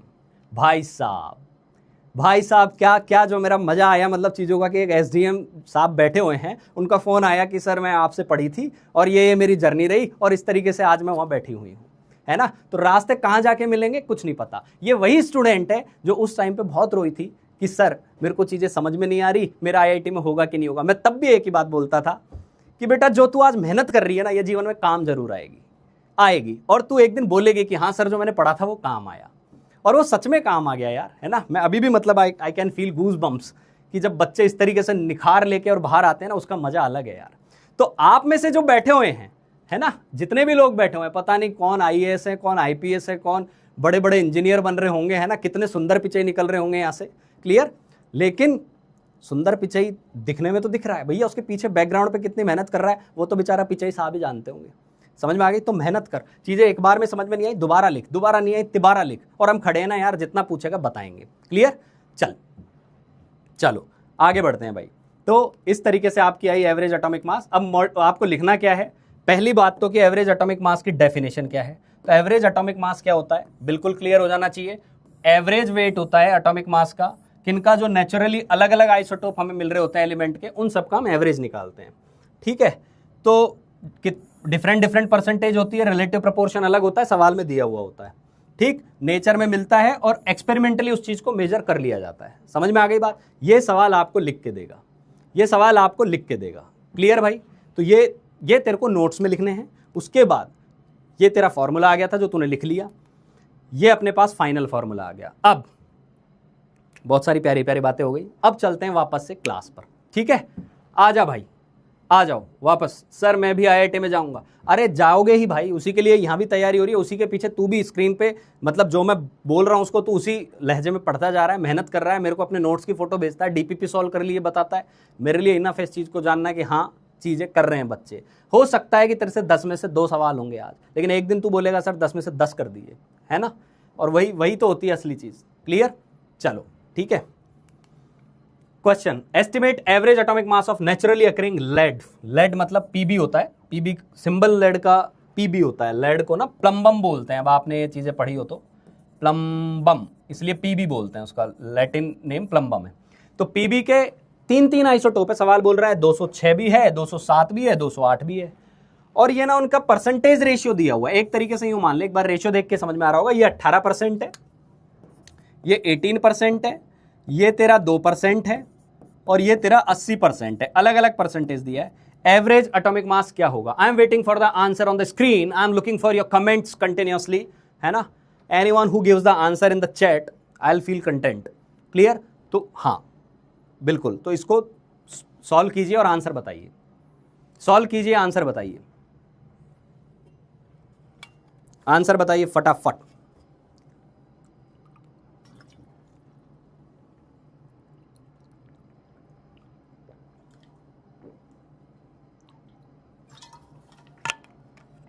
सॉल्व करो, आंसर बताओ।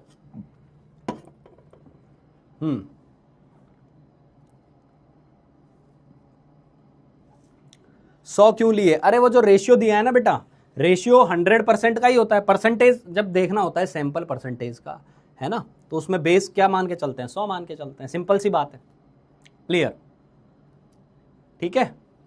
अरे भैया एकदम लाइव है यार, है ना, पता नहीं कहाँ से आ जा रहे, रिकॉर्डेड है, रिकॉर्डेड है, रिकॉर्डेड कुछ नहीं है, लाइव है, लाइव एकदम जिंदा चल रहे हैं यहाँ पर, हम भी तुम भी।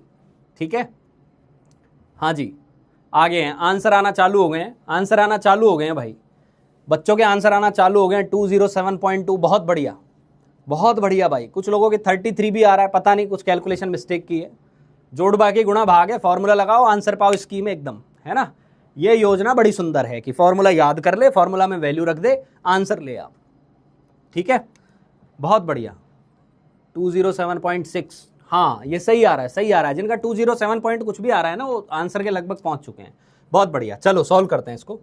सिंपल सा सवाल है भाई।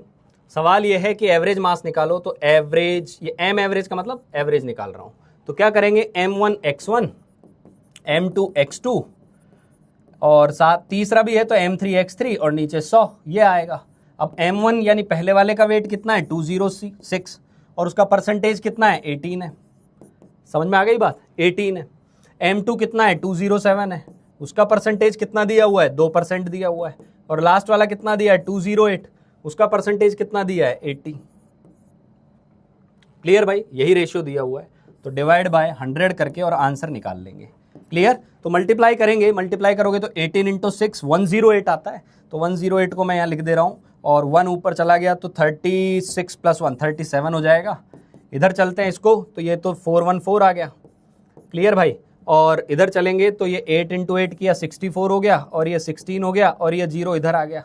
जोड़ बाकी गुणा भाग में तो यार आप अव्वल होंगे, नहीं भी होंगे तो कैलकुलेशन करते जाना। क्लियर? अब इनको जोड़ते जाएंगे तो 8 + 4 12, तो ये 2 आया इधर, और एक ऊपर चला गया तो यहाँ 1 रख दिया मैंने, तो ये 1, और ये 1 2, और ये 4 6 आ गया। समझ में आ रही है बात? ठीक है, फिर आगे चलते जाओ ऐसे, 7 + 4 11, 11 and 6 17 आ गया। फिर एक यहाँ पर और आ जाएगा, तो 3 1 4 4 and 6 4 and 6 हो गया 10, तो ये 20762 और ये 100। बिल्कुल सही है भाई, जिनका आंसर ये आ गया वो खुद के लिए तालियां बजा सकते हैं, है ना। ये आपके पास एवरेज एटॉमिक मास आ गया, बहुत बढ़िया, गुड। नेक्स्ट क्वेश्चन के लिए तैयार रहें। अब देख इस सवाल को और कैसे पूछ सकता था, हो सकता है तेरे को एवरेज दे देता, हो सकता है तेरे को एवरेज दे देता, 2 की परसेंटेज दे देता और तीसरे की निकलवा लेता। कर लेते सिंपल, एवरेज वैल्यू तेरे को दे देता, 2 की परसेंटेज देके तीसरे का फॉर्मूले में वैल्यू रखते, आंसर आता। आई होप इसका आंसर सभी लोग निकालेंगे। और पोल क्रिएट कर दीजिए भैया, इसके लिए पोल क्रिएट कर दीजिए, है ना, पोल क्रिएट करें, सभी लोग इन्वॉल्व होकर सवाल का जवाब दें। अच्छा सवाल है, करें सभी लोग, ट्राई करें भाई।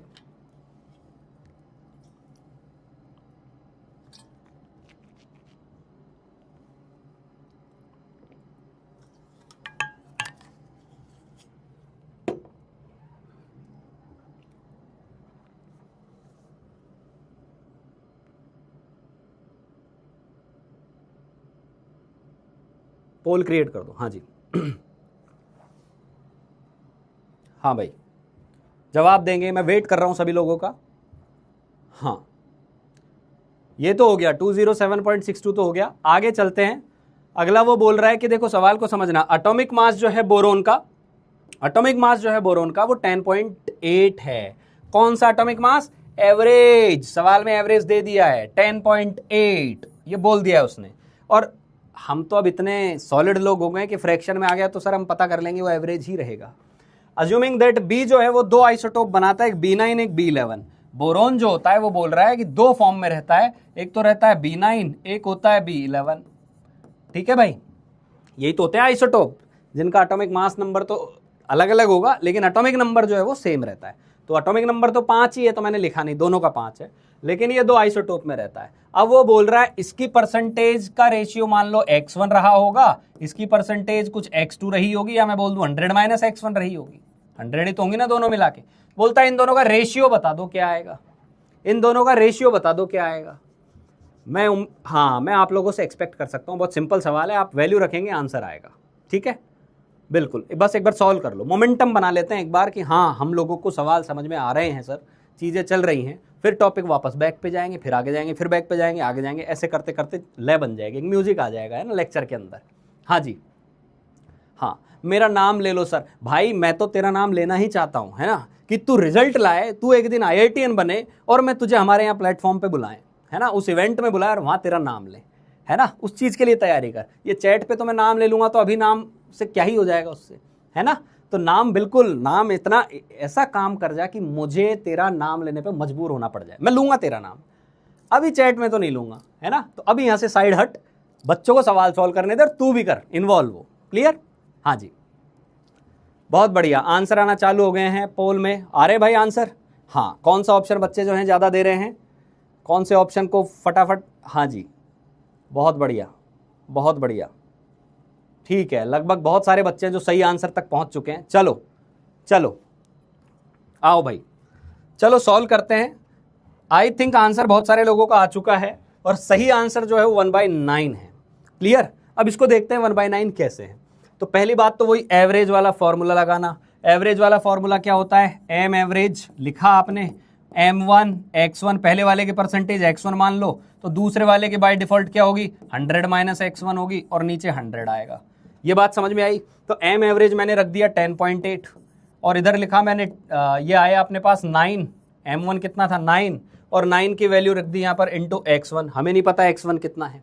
क्लियर? दूसरे वाले पे आए M2, ये था 11, तो ये आ गया आपका 100 - X1, देखे जा, बस चीज़ें देखे जा, और नीचे आ गया 100।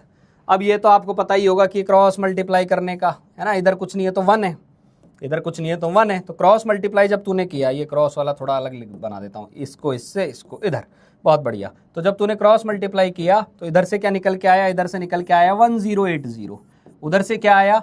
9x1 plus 1100 minus 11x1। ये बात समझ में आई? तो यहाँ से ढंग से देख, इधर आ गया अपने पास एक तरीके से 1100 माइनस 2x1, ये 9 है वो माइनस 11 है तो माइनस, और इधर आ गया 1080। एक एक चीज़ ना, एक एक चीज़ छोटे छोटे बच्चे की तरह करा रहा हूँ, समझनी है बहुत अच्छे से। अब 1080 को उधर ले जा और 1100 में से घटा दे। क्लियर? तो तेरा 2x1 जो है वो क्या आ जाएगा? वो आ जाएगा 1100 माइनस 1080, जो तेरा आएगा 20। तो तेरा x1 कितना आ जाएगा? x1 आ जाएगा 10, ये x1 आ गया, x1 आ गया तेरा 10। बहुत बढ़िया सर, अपना आंसर आ चुका है, बिल्कुल आ चुका है। अब मैं यहां सीधे आंसर लिख रहा हूं। जो मेरा आंसर आया वो x1 आया है 10%, x1 आया है 10%, तो x2 यानी दूसरा वाला कितना आएगा 100 माइनस 10 यानी कितना आ जाएगा 90%। तो वो क्या पूछ रहा है, इन दोनों का रेशियो पूछ रहा है। तो रेशियो पूछेगा तो कितना आ जाएगा भाई, तो रेशियो पूछेगा तो 10/90। अब इतना तो होशियार तू है, 1/9 होगा। जेई पढ़ रहे हैं, जेई। क्लियर, बहुत बढ़िया, करेक्ट, शानदार, बहुत बढ़िया। आगे चलते हैं। अब आते हैं भाई मॉलिक्यूलर मास पे। सुन लो सुन लो सुन लो, सारे लोग वापस से आ जाइए। सारे लोग, यदि फोकस इधर उधर हो गया है, ऊपर से टंग से कोई नोटिफिकेशन आया और हम इधर उधर निकल चुके हैं, तो वापस से आ जाइए। फिर से जोड़ते हैं चीजों को। हमने सबसे पहले पढ़ा एटम का मास कैसे खोजें, खुजाते खुजाते कि एटम का मास कैसे आएगा, तो रिलेटिव एटॉमिक मास पे गए। Am I clear? Relative atomic mass से हम गए एटॉमिक मास पे। रिलेटिव एटॉमिक मास की कोई यूनिट नहीं होती, हमने एएमयू गुणा कर दिया, एटॉमिक मास आ गया। एटॉमिक मास आ गया तो हमें बहुत अच्छा लग रहा था कि आज के बाद हम किसी भी एटम का एटॉमिक मास बता देते हैं। हम क्लोरीन का एटॉमिक मास बताकर खुश थे कि 35 होता है, लेकिन एक्सपेरिमेंट कुछ और ही बोल रहा है, बोलता है नहीं गलत है तू, 35.5 होता है। हमारे दिमाग में आया यार ऐसा तो हो ही नहीं सकता, टीसीएस सर बोल के गए कि एटॉमिक मास जो रिलेटिव एटॉमिक मास है वो तो एक इंटीजर नंबर है, तो ये 35.5 कहां से आया। तो फिर चीज बन के आई कि अच्छा इसका मतलब पक्का कोई ना कोई दूसरा भी आइसोटोप वहां होगा, तो एवरेज आया, एवरेज। क्लियर? अब एवरेज एटॉमिक मास से दो टाइप के सवाल बनते हैं, या तो वो परसेंटेज दे दे एवरेज निकलवा ले, या वो तुझे एवरेज दे दे परसेंटेज निकलवा ले। आई थिंक दोनों बातें हम क्लियर कर चुके हैं। एटम यानी एक सिंगल एटम की बात हम कर चुके, बहुत सारी बातें हो गई। अब हम चलते हैं मॉलिक्यूल पे, और मॉलिक्यूल जो है वो मिलता है एटम से, एटम से मिलकर बनता है। एटॉमिक मास क्या होता था, एक एटम का मास। तो मॉलिक्यूलर मास क्या होगा, मॉलिक्यूलर मास क्या होगा, मॉलिक्यूलर मास होगा, सिंपल सी बात है, मॉलिक्यूलर मास होगा mass of one molecule, mass of one molecule expressed in AMU. हाँ तो सिंपल सी तो बात है यार। एटॉमिक मास क्या था, एक एटम का मास जिसको हम एएमयू में लिखते थे। मॉलिक्यूलर मास क्या है, एक मॉलिक्यूल का मास, किस में लिखेंगे, एएमयू में लिखेंगे। सर रिलेटिव मॉलिक्यूलर मास भी होता है क्या? हाँ, अब इतना होशियार तो तू हो गया है कि जब रिलेटिव एटॉमिक मास रहा होगा तो रिलेटिव मॉलिक्यूलर भी रहेगा, है ना। लेकिन अब हम रिलेटिव से उठ चुके हैं, हमने बोला रिलेटिव तो यूनिटलेस है, एएमयू तो लिखना ही पड़ेगा। तो किसी भी एक मॉलिक्यूल का मास जब आप एएमयू में लिखते हो तो वो मॉलिक्यूलर मास बन जाता है। समझ में आ गई बात? दूसरा मैं ये भी लिख सकता हूं, ये भी लिख सकता हूं, सम of atomic mass of all atoms present in one molecule। ये भी लिख सकते हैं, हाँ बिल्कुल लिख सकते हैं।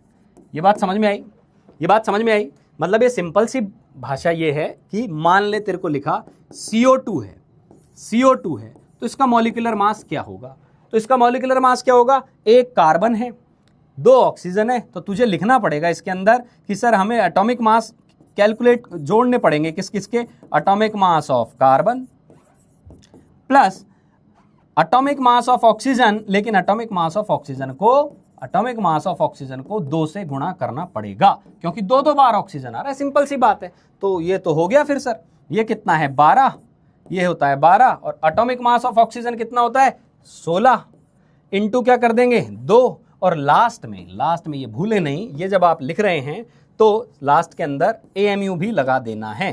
तो 12 + 32 ये आया तेरा 44 एएमयू। ये हो गया मॉलिक्यूलर मास। बस सिंपल सी बात है, सिंपल सी बात है। क्लियर? छोटी सी बात है। आगे बढ़े अब। बस मुझे बतानी थी, क्योंकि नहीं बताता तो वापस आ जाते डाउट में, सर वो मॉलिक्यूलर मास आपने बताया नहीं था पर क्वेश्चन के अंदर आ गया।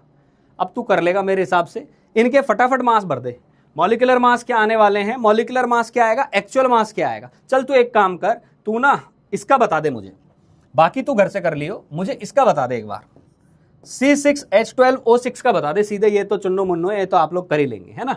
C6H12O6 का मॉलिक्यूलर मास लिख दे और उसका एक्चुअल मॉलिक्यूलर मास लिख दे। बस फिर अपन आगे बढ़ाते हैं इस चीज को, फटाफट जल्दी से करेंगे इस चीज को कि मॉलिक्यूलर मास जो लिखना है तेरे को, ये ना मीथेन गैस है, ये अमोनिया है, ये वाटर है, ये कार्बन डाइऑक्साइड है, ये ग्लूकोज है ना। कई बार अब ये मैं इसलिए ले रहा हूँ, ये मॉलिक्यूल्स सवालों में बार बार आएंगे और हर बार फॉर्मूला नहीं आएगा। वो ग्लूकोज लिख देगा तो तुझे ये याद भी होना चाहिए कि ग्लूकोज के मॉलिक्यूल का फॉर्मूला क्या होता है। समझ में आ गई बात? फटाफट लिख दो। हाँ लिख रहे हैं बच्चे, बहुत बढ़िया। कोई 60 लिख रहा है, कोई 180 लिख रहा है, कोई 96 भी लिख रहा है। कहीं ना कहीं कोई ना कोई गलती हो रही है, ठीक है। हाँ लिख दो। ग्लूकोज तो यार सिंपल सी बात है, देख मॉलिक्यूलर मास यानी 6 तो कार्बन है उसके अंदर, है ना, तो 6 कार्बन है तो 12 गुणा 6, 12 गुणा 6 करेगा। हाइड्रोजन का ध्यान रखना, गलती से 2 मत लिख देना, हाइड्रोजन का एक ही होता है, ठीक है, तो एक, लेकिन हाइड्रोजन कितने हैं, 12 हैं तेरे पास, ठीक है, हाइड्रोजन हो गए तेरे पास 12, ठीक है भाई। उसके बाद ऑक्सीजन जो है वो कितने हैं तेरे पास, 6 हैं, लेकिन ऑक्सीजन का कितना होता है, 16 होता है, इनको जोड़ दे, 72 + 12 84 + 96, ठीक है भाई, 84 + 96, तो ये आ गया तेरे पास 180, and don't forget to put AMU, 180 AMU आ गया भाई, ठीक है। अब एक्चुअल मास क्या आएगा, एक्चुअल मास क्या आएगा, एक्चुअल बोले तो AMU की वैल्यू रखने का, बस सिंपल सी कहानी है यार, वेरी सिंपल। सच में ग्लूकोज का एक मॉलिक्यूल देख रहे हो कितना हल्का है, ग्राम में तोलोगे तो भैया किसी भी मशीन पे ले जाके ग्लूकोज का एक मॉलिक्यूल रख देंगे, कोई वेट नहीं आने वाला उसका, इसीलिए हम अवॉइड करते हैं, हम ये याद रखते हैं 180 AMU है। समझ में आ गई बात, बहुत छोटी चीज़ें हैं यार ये, इनको कहाँ तक तोलोगे, क्लियर, बस तो ठीक है, इसको आपको फिल करना है, बाद में करते रहना, बहुत बेसिक सी बातें हैं। और साथ के साथ तेरा ये होमवर्क है, ये तेरा होमवर्क है, और ये जो मैं क्वेश्चन में होमवर्क भी दे रहा हूँ ना यार, इसके भी पीछे कोई ना कोई पर्पज़ है। मैं ये तेरे को ऐसे ही रैंडम नहीं लिख के चला गया मॉलिक्यूल, ये क्यों दे रहा हूँ मैं चाहता तो तेरे को बोल देता बेटा इनका ये फॉर्मूला याद कर ले, मुझे पता है कि हम रट रट के ऑलरेडी चित्त पड़े हुए हैं ना, 10th के एग्जाम दिए हैं, बहुत चीज़ें रटी हैं सर, ब्रेन पूरा भरा हुआ है, क्या क्या रटे हैं।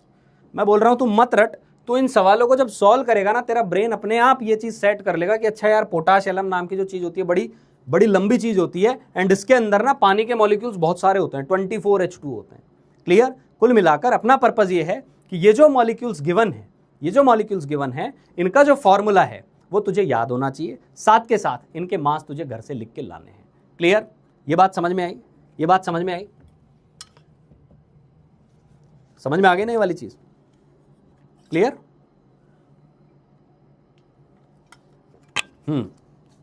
बहुत बढ़िया, तो ये क्वेश्चन तेरे को करके लाना है, डन। मॉलिक्यूलर मास तेरे को इन सब का पता करना है, और इनके लिए तुझे जरूरत किसकी पड़ेगी पता है, तुझे जरूरत पड़ेगी K का एटॉमिक मास क्या होता है, Al का एटॉमिक मास क्या होता है, Fe का क्या होता है। तो देख Fe का मैं एक्सपेक्ट नहीं कर रहा कि तुझे पता हो, तो मैंने दे दिया है सवाल में। जिनका तुझे नहीं पता वो पुरानी लिस्ट खोलनी है, एटॉमिक मास नंबर याद करना है। समझ में आ गई बात, समझ में आ गई बात, बहुत बढ़िया। आगे बढ़ते हैं, फिर आगे बढ़ते हैं। नेक्स्ट ये वाला क्वेश्चन भी आपको करके लाना है, ठीक है। ये होमवर्क वाला पार्ट है, तो ये होमवर्क अभी आ गया तो क्या लेक्चर खत्म हो गया? नहीं, लेक्चर खत्म नहीं हुआ, लेक्चर के बीच में भी तो कुछ होमवर्क होता है, इसको हम क्लास वर्क बोल लेते हैं, क्लियर। जब मैं अगली क्लास में आ रहा हूँगा तो ये दोनों स्लाइड से ही चीज़ें शुरू करूँगा, ये मेक श्योर करने के लिए कि क्या तू वो होमवर्क लिख के तो नहीं भूल गया, उसको करके लाना है तेरे को, क्लियर। तो दोनों स्लाइड का होमवर्क तेरी कॉपी के अंदर होना चाहिए। मॉलिक्यूलर मास तक हम पहुँच चुके हैं, अब आगे की चीज़ों को कनेक्ट करते हैं, क्लियर भाई, मज़ा आने वाला है। आगे चलते हैं भाई, ये मॉलिक्यूलर मास की कहानी थी। अब ध्यान से सुन, calculation of number of species in given sample. अब वापस से सारे के सारे मिलकर एकदम फोकस अपना बढ़ा लीजिए, बहुत अच्छी चीज़ पर हम मूव करने जा रहे हैं। Actually now we are going to land on mole. थोड़ी देर में सामने आएगा, लेकिन मोल के लिए भी क्या क्या चीज़ें ज़रूरत होती हैं वो सब यहाँ से एक बार समझ लेते हैं। क्लियर भाई, कितने लोग हैं रेडी आगे की स्लाइड के लिए? थम्स अप और हार्ट फटाफट भर दीजिए। आगे की स्लाइड के लिए चलते हैं। कितने लोग मेंटली रेडी हो चुके हैं? कितने लोग मेंटली रेडी हो चुके हैं? रिजल्ट आने वाला है, टेंशन हो रही है। अरे भाई तुझे टेंशन हो ही नहीं सकती, तुझे पता है तेरा रिजल्ट अच्छा ही आएगा, है ना। हाँ ठीक है, हाँ। क्लास रिकॉर्डेड नहीं है बेटा, क्लास रिकॉर्डेड नहीं है, क्लास लाइव है। मैं 4 बार बोल चुका हूं कि हम जिंदा बैठे हैं भाई यहाँ, है ना। ये हो सकता है कि तेरी जो अटेंशन है वो उतनी स्ट्रांग नहीं जा रही, तू पकड़ नहीं पा रहा इस चीज़ को, पर भैया यहाँ जिंदा बैठे हैं, है ना। कोई रिकॉर्डेड नहीं है भैया, है ना। गला छिले जा रहा है, मेहनत कर रहा हूँ यहाँ खड़ा होके। कहाँ से क्लास रिकॉर्डेड है? रिकॉर्डेड कुछ नहीं है ना। लाइव चल रहा है, पूरा लाइव चल रहा है एकदम, ठीक है। हाँ अब देख, दिल भेज रहा है तू, वो मुझे कैसे पता चल रहा है कि तेरे दिल आते जा रहे हैं, है ना। ये रिकॉर्डेड पता है कौन लोग बोल रहे हैं? ये रिकॉर्डेड वो लोग बोल रहे हैं कि सर एक बार ये बात बोल दे कि XYZ जो आदमी है ना, ये बार बार रिकॉर्डेड लिख रहा है, बस उसका नाम ले लूं मैं कैसे भी। तो मेरी जान, ये रिकॉर्डेड नहीं है, ये लाइव चल रहा है ना। हाँ एकदम लाइव में जिंदा भैया, पूरी टीम बैठी हुई है। वो बेचारे ऑपरेटर भैया बैठे हुए हैं ना, वो बोलेंगे यार एक तो पूरा लाइव में बैठ के पूरा जान लगा रहे हैं मेरे से, सर पोल पे पोल क्रिएट करवा रहे हैं, और ये लोग आके बोल दे रहे रिकॉर्डेड है।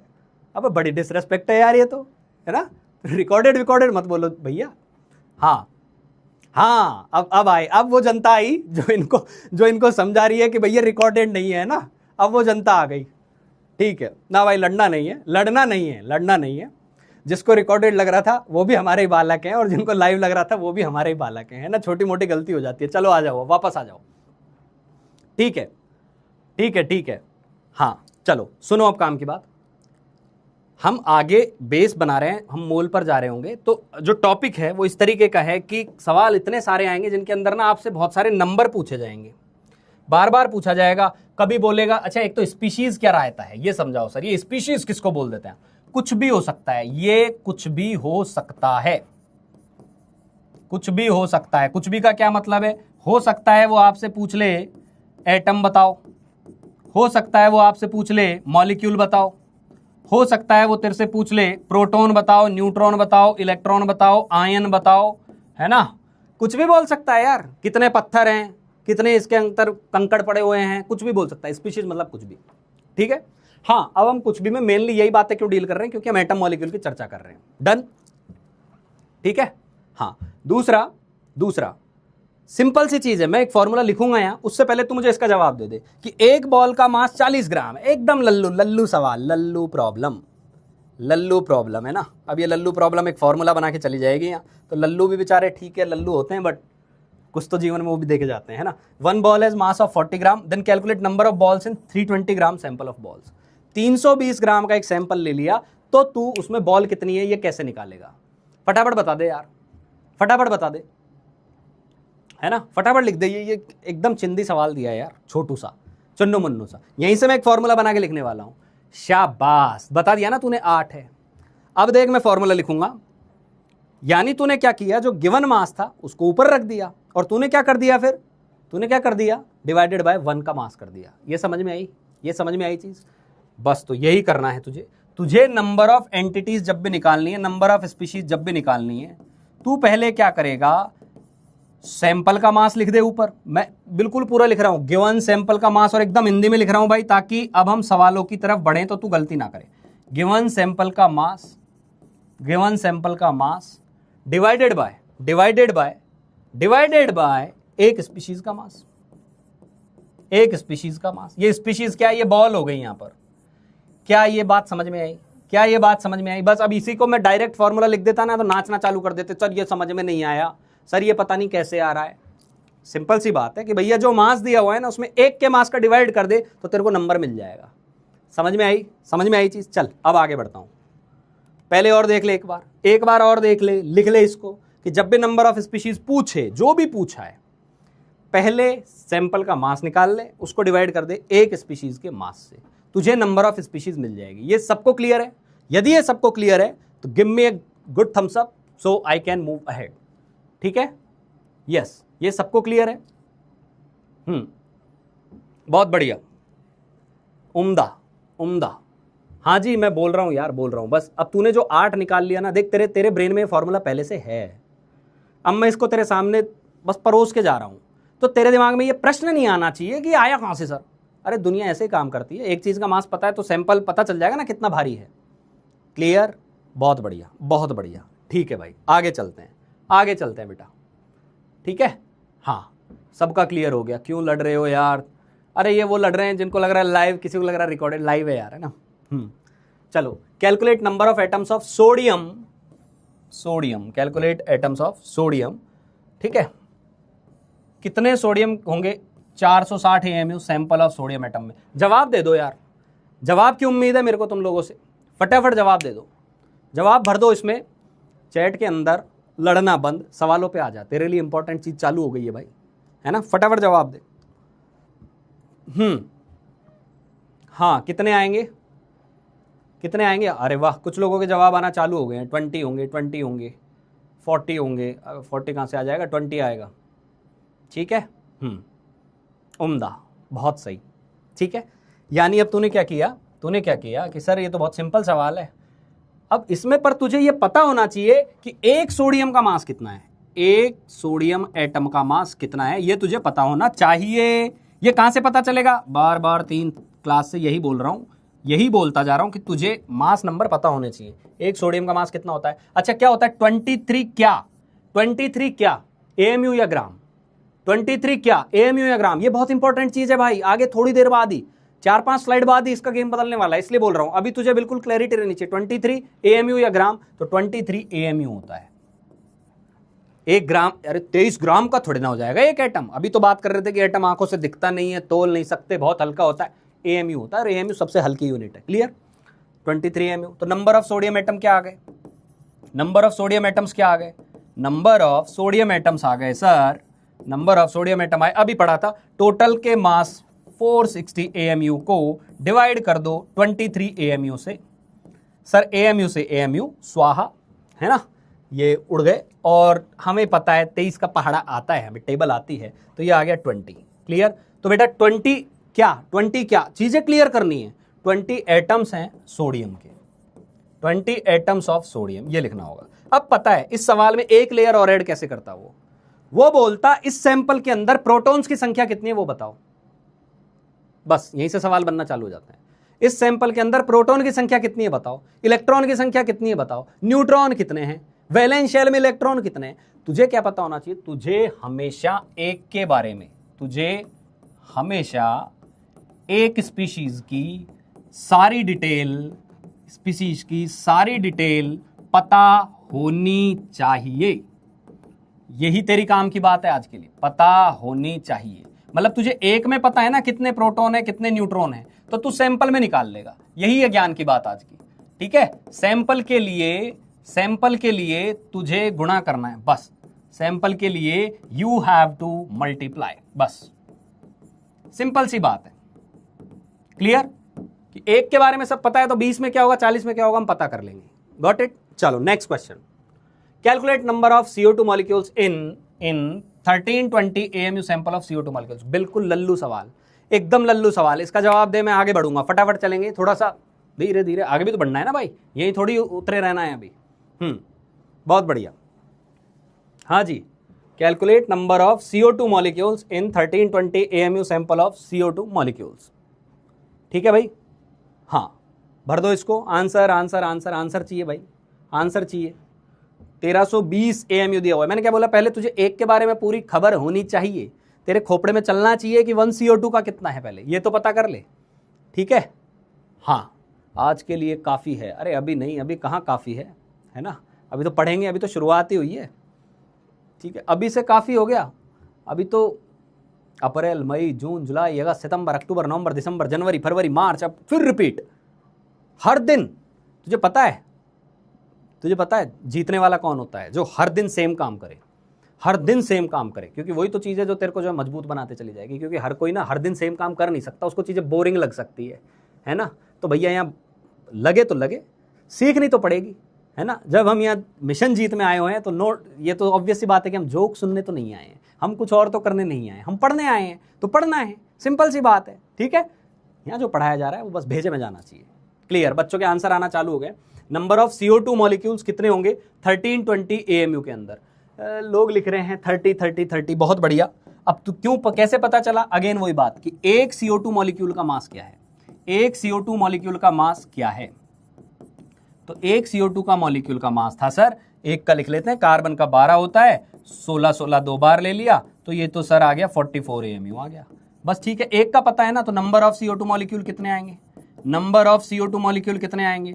Given sample divided by 44। अच्छा ये लिखना मत भूलना कि ऊपर क्या है और नीचे तू डिवाइड कर रहा है वो क्या है। हो सकता है आगे जाके वो ग्राम दे दे, तो हमें दिमाग यूनिट जरूर लिख, और उस यूनिट से यूनिट उड़ा, फिर तू लिखेगा 30 है, तो 30 क्या है? CO2 के मॉलिक्यूल्स है। अब तेरे से यहां से पूछ सकता था प्रोटॉन बता, इलेक्ट्रॉन बता, न्यूट्रॉन बता, इसलिए अगले सवाल पे जा रहा हूं। और अब तुझे ये फटाफट बताने हैं number of molecules of glucose in 540 AMU sample of glucose.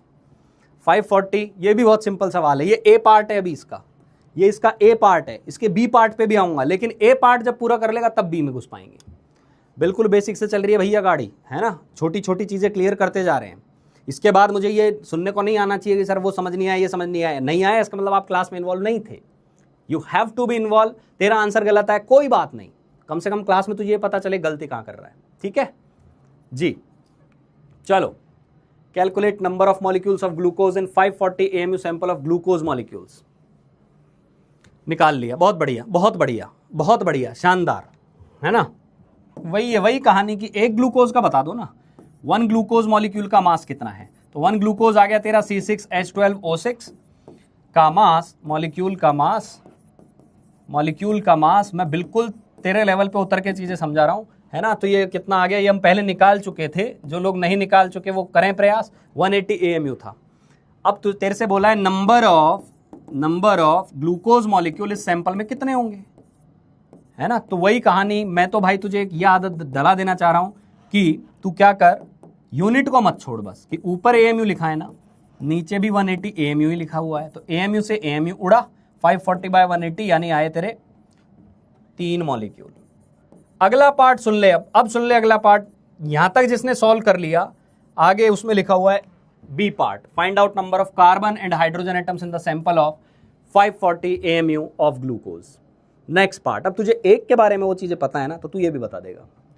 I think बता ही दिए बहुत सारे लोग। फटाफट दोनों आंसर एक साथ लिख दो, कॉमा लगा के दोनों आंसर एक साथ लिख दीजिए। दोनों आंसर कॉमा लगा के एक साथ लिख दो।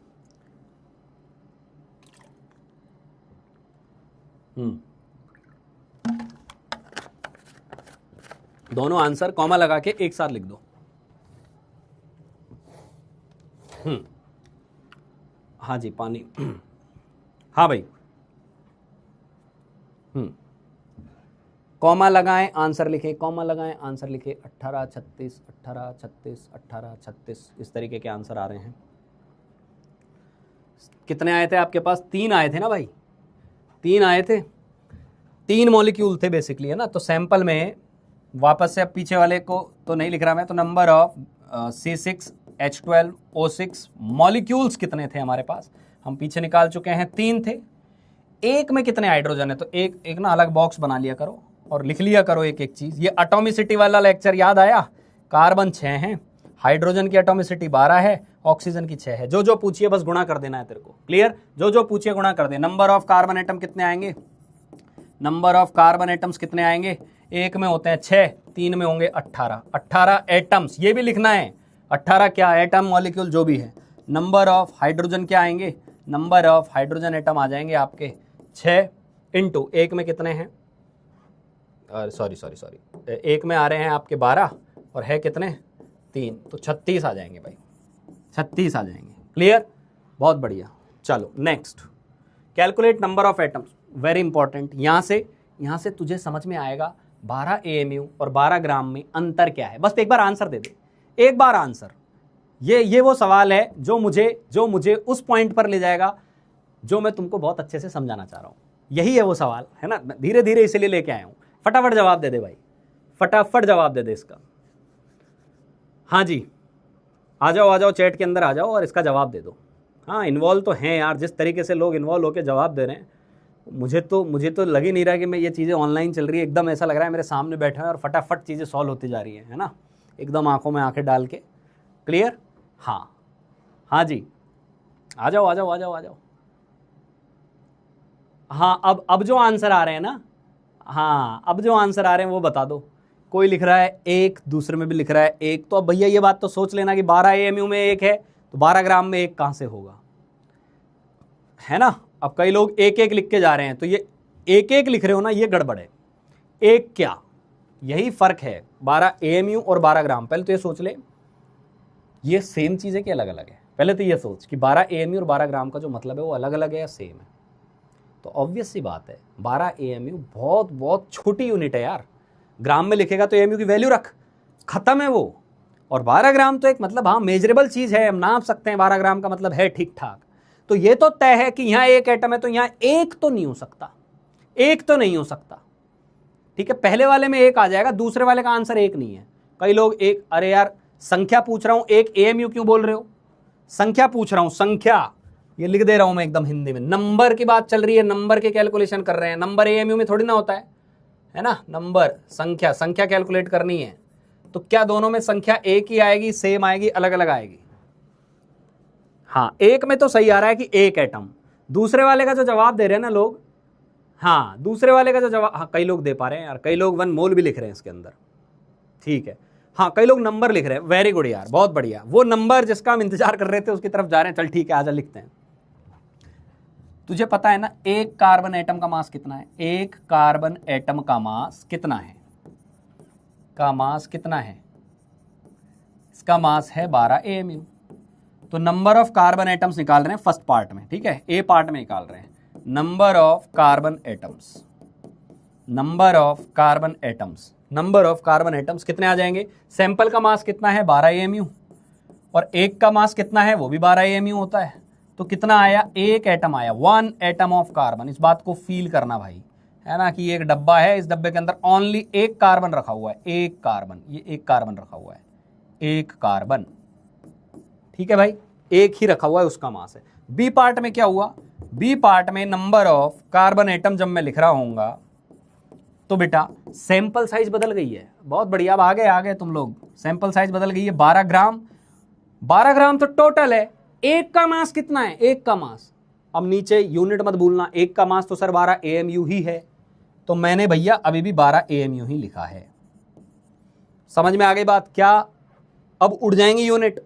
ना, AMU को ग्राम बनाओ सर, ये बात तो समझ में आ रही है। AMU से ग्राम उड़ाएंगे नहीं, AMU को ग्राम बनाएंगे।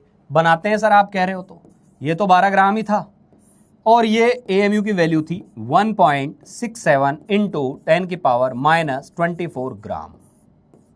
हाँ यही थी सर। यूनिट इसलिए बार बार बोल रहा हूं कि यार यूनिट लिखेगा ना तो तुझे पता रहेगा। यूनिट कट पा रही है तो सीधा 1 एटम, 2 एटम, 5 एटम ये आ जाते हैं। पॉइंट समझ में आया? यूनिट नहीं कट पा रही है, इसका मतलब एटम्स बहुत आने वाले हैं। क्लियर? तो ये ग्राम से मैंने ग्राम उड़ाया, बहुत बढ़िया। ये 12 से मैंने 12 उड़ाया, और मेरे पास नंबर ऑफ कार्बन एटम्स जो आए वो आए 1/1.67 इंटू 10 की पावर -24। और जब मैंने इसको सॉल्व किया, सॉल्व तो करना सीख ही गए होंगे, भारी इंडाइसेस सिखाए भैया राजन सर ने, है ना, बड़ी बड़ी बातें करी हैं। सिद्धार्थ सर भी बहुत अच्छी बातें बता के गए हैं। अच्छा, सिद्धार्थ सर की बात से याद आया यार, सिद्धार्थ सर ना जब होमवर्क देना आपको लास्ट में, तो DPP का जो उन्होंने होमवर्क दिया था, उन्होंने बोला कि यार बता देना बच्चों को एक बार, तो उसमें जो होमवर्क उन्होंने स्लाइड पे लिखा था उतने ही क्वेश्चन आपको करने हैं। भले ही सॉल्यूशन में उन्होंने पूरा रिकॉर्ड कर दिया होगा, है ना, लेकिन जो क्वेश्चन मार्क्ड थे ना क्वेश्चन के अंदर, वही सॉल्व करने हैं। क्लियर? हाँ, बोतल पे बोतल आ रही है पानी की भैया, बहुत एनर्जी जा रही है ना। तो तुझे भी वही एनर्जी, अरे खाना खाने में मजा ही तब आना चाहिए जब आज की क्लास पूरी कर ली, एक एक बात समझ में आ गई, फिर भोजन किया, फिर जिसको सोना है सोए, सुबह जल्दी उठे, जिसको नहीं सोना है वापस से चीज़ें रिवाइज करे और अपना स्टडी चालू करे। ठीक है? हाँ भाई, ये आ गए अपन, यहाँ पहुँचे, और जब 1/1.67 इंटू 10 to the power -24 पे पहुँचा, तो इसको जब तू इसको सॉल्व करेगा तो ये आ गया 10 की पावर 24, ऊपर ले जा, और ये 1.67। ठीक है भाई, 1.67 आ गया। क्लियर? और इसको भी मैं क्या करूंगा, 10 इंटू 10 की पावर 23 लिख दिया। कोई पाप किया क्या? 10 इंटू 10 की पावर 23, 10 की पावर 24 ही होगा, और 1.67 यहीं ले लिया। तो यहां से क्या आया? यहां से एक नंबर आया 6.022 इंटू 10 की पावर 23 एटम्स। ये आया।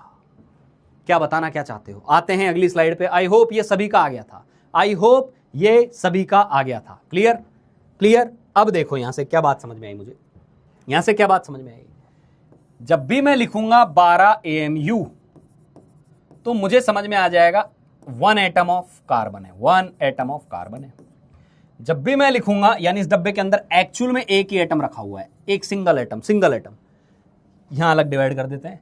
यहां जब भी मैं लिखूंगा 12 ग्राम, तो तू डिवाइड तो यहां भी 12 से ही कर रहा है, लेकिन ग्राम शब्द आते तेरा दिमाग काम करना चाहिए कि इसका मतलब सर यहाँ एक एटम तो नहीं है, बहुत सारे एटम है। तो या तो तू निकाल जैसे अपन ने निकाला, या तू सीधा लिख सकता है। यहाँ क्या आएगा सर? यहाँ आएगा 6.022 इंटू 10 की पावर 23 एटम्स ऑफ कार्बन। ये बात समझ में आई? 6.022 इंटू 10 की पावर 23 कार्बन। अब इस नंबर को बार बार लिखें तो लोगों ने बोला कि यार इसको ना कोई नाम दे दो यार, है ना, इतना बड़ा सा नंबर है, इसको भी कुछ नाम दे दो। जैसे AMU का आपने वैल्यू पता है, लेकिन हम उस वैल्यू को उतना यूज नहीं करते, हम AMU शब्द को करते हैं। सिमिलरली हम इस संख्या को यूज उतना नहीं करना चाह रहे। अच्छा, कितने एटम्स हैं? इतने एटम्स हैं कि हम गिन नहीं पाएंगे। इतने एटम्स है, कार्बन के फुल भरा हुआ है ये, लेकिन और हम, हमारी शक्ति भी नहीं है कि हम एक एक एटम को बाहर निकालें और ये कैलकुलेट कर ले जाएं, नहीं हो सकता। समझ में आ गई बात? तो बस बोल के निकल जाएंगे, इतने एटम्स हैं। कैसे पता चला? अभी पीछे कैलकुलेशन की है, पीछे कैलकुलेशन की है कि ग्राम था, नीचे एएमयू था, एएमयू की वैल्यू रख दी, नीचे ये आया, यहां से ये आया। समझ में आ गई बात? तो इसको बोल दिया Na। इसको क्या बोला जाता है? Avogadro number. इसको क्या बोलते हैं अपन? Avogadro number, Avogadro's number. तो एवोगाद्रो के नाम पर बोल दिया कि भाई ये इनको सम्मान दे दो, कैपिटल एन, नीचे सबस्क्रिप्ट में ए, सोडियम मत बोल देना इसको, है ना, Na। तो Na जब भी लिखा हुआ आएगा इसका मतलब एवोगाद्रो नंबर है। इंटरेस्टिंग बात एक और, 1 मोल भी इसी को बोलते हैं, 1 मोल भी इसी को बोलते हैं, पर अभी आएंगे उसके ऊपर। समझ में आ गई बात? तो जब भी तू बोले एएमयू में दिया हुआ है, तो एएमयू में जब भी कोई चीज दी होगी ना, तो उनको हम काउंट कर सकते हैं। अब तू खुद बताएगा, ध्यान से सुनना। मैंने बोला कि 36 एएमयू कार्बन के ले लिए, 36 एएमयू। तूने दिमाग लगाया कि सर 1 का 12 एएमयू होता है, तो सर 3 कार्बन एटम है, 3 कार्बन एटम। दूसरे को मैंने बोला 36 एएमयू नहीं, 36 ग्राम ले लिया, 36 ग्राम। तो क्या 3 कार्बन एटम होंगे? नहीं, अभी भी 36/12 ही कर रहे हैं, पर अब जो 3 आ रहा है ना, वो 3 Na आ रहा है। बात समझ में आ गई? ये पॉइंट सभी को समझ में आ गया? यदि ये बात समझ में आ गया तो यार एक बार दिल भेज दो, हार्ट भेज दो। मुझे ना एएमयू और ग्राम का बेसिकली अंतर समझाना था तुमको, एक फील बतानी थी कि एएमयू देख यूज कर रहा है, इसका मतलब 2, 4, 5, 10 एटम होंगे बस। ग्राम लिखना पड़ रहा है, इसका मतलब 2, 4, 5, 10 एटम नहीं है, बहुत सारे हैं, बहुत सारे हैं। किसके मल्टीपल में? Na के मल्टीपल में। ये बात समझ में आ गई? ये बात समझ में आ गई सभी को? जिनको समझ में आ गई, हाँ जी, जिनको समझ में आ गई हार्ट्स, जिनको समझ में आ गई हार्ट्स, है ना, काले पीले नीले जो भेज सके, पर मुझे पता चलता रहे कि हाँ समझ में आ गया। क्लियर भाई? बहुत बढ़िया, ये बात समझ में आई। ठीक है, इसको बोलेंगे एवोगाद्रो नंबर। ठीक है, तो कल से कोई लिख दे 2Na, तो 2 इंटू इतने एटम्स, तुझे वैल्यू याद होनी चाहिए, ये वैल्यू याद होनी चाहिए। और दूसरी ज्ञान की बात, वेरी वेरी इंपॉर्टेंट बात, ये भी आगे काम आने वाली है, ये भी आएगी आगे, इसको भी हार्ट लगा देता हूं एकदम यार। ज्ञान की बातें कहीं भी आए तो तुझे स्टार मार्क कर लेना है। दूसरी बात, तू खुद लिखेगा कि सर ये नंबर आया कैसे था। ध्यान से देखें, नंबर आया कैसे, ये चमत्कारी जो नंबर आया है, ये है ना, ये आया कहां से है?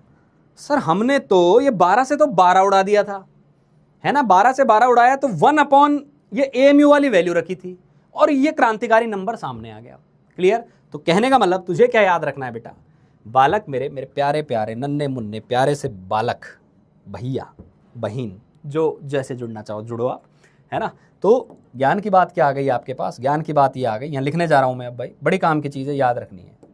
क्या मैं ये लिख सकता हूं कि Na कहां से आया था? Na आया था जब हमने एएमयू की वैल्यू को 1 से डिवाइड किया था, यानी 6.022 कब आया था? 6.022 तब आया था जब हमने डिवाइड किया था 1.67 इंटू 10⁻⁻24। क्या ये बात सभी को समझ में आ रही है? क्या ये बात सभी को समझ में आ रही है? कहने का मतलब तेरे पास एक और बात यहां से निकल के आ गई कि Na और एएमयू को मैं गुणा कर दूं। याद कर, ऊपर ग्राम था, नीचे एएमयू था, ऊपर ग्राम था, नीचे एएमयू था।